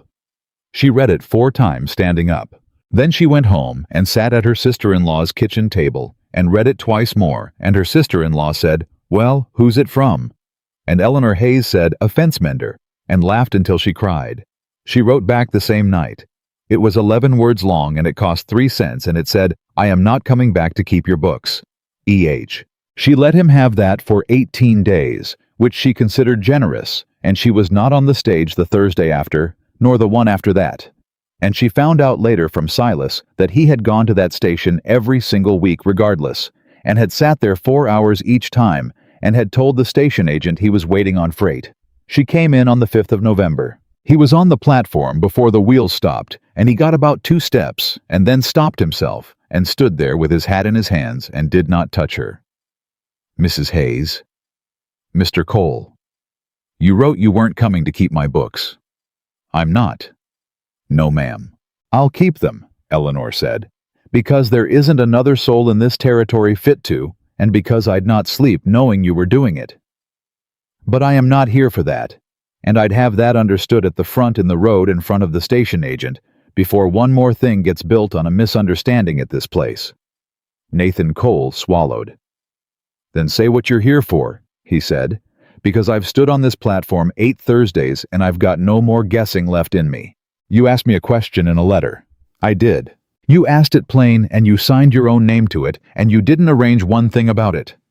Her voice had gone unsteady, and she let it. "Do you know that's the first thing anybody's asked me since I was 24 years old? Everyone else told. My father told, and Daniel told, and Carter told, and you told all summer long. Every one of you deciding what Eleanor could stand." She looked up at him. "And then you went and asked. And I have been furious for 3 weeks because you finally did the one thing that would work. Ma'am, if the answer's no, the answer is yes, you great fool." He didn't move. "Say it again," he said. "Yes." And Nathan Cole put his hat on the platform, which was the least practical thing he had done in 4 years, and took her hands and stood there holding them in front of a station agent, 2 women loading a buckboard, and Silas, who had driven the wagon in, and was making no attempt whatsoever to look elsewhere. They were married in the cookhouse on the 2nd of December by the circuit judge who came out from Helena and said he had never in 11 years been asked back to a place he'd held a hearing in, and found it a considerable improvement on his usual travels.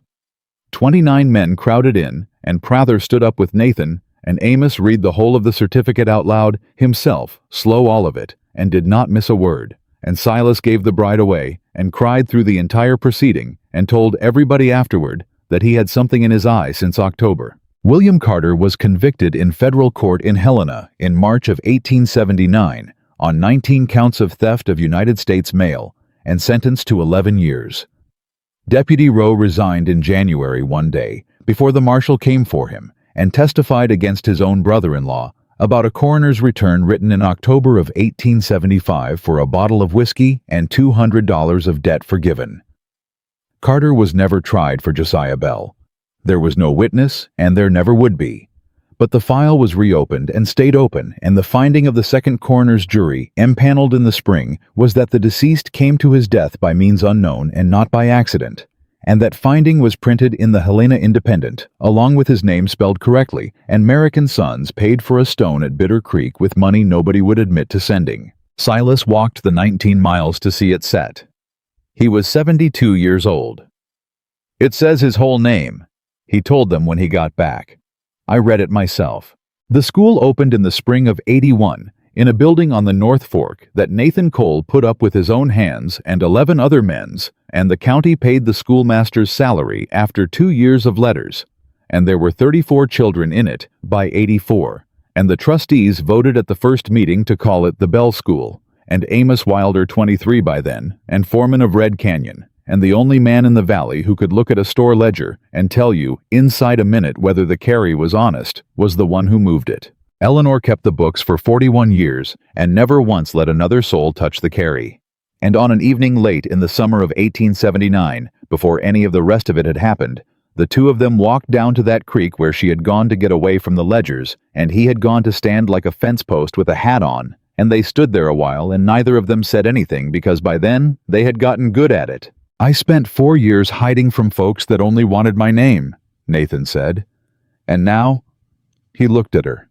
"Now there's a woman on this place that knew every rotten thing I'd done before she knew what I was worth," he said, "and stayed anyhow. I'd not trade that for the whole North Fork." Eleanor Cole took her husband's hand.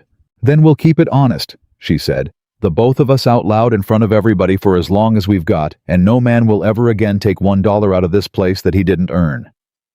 And no man ever did.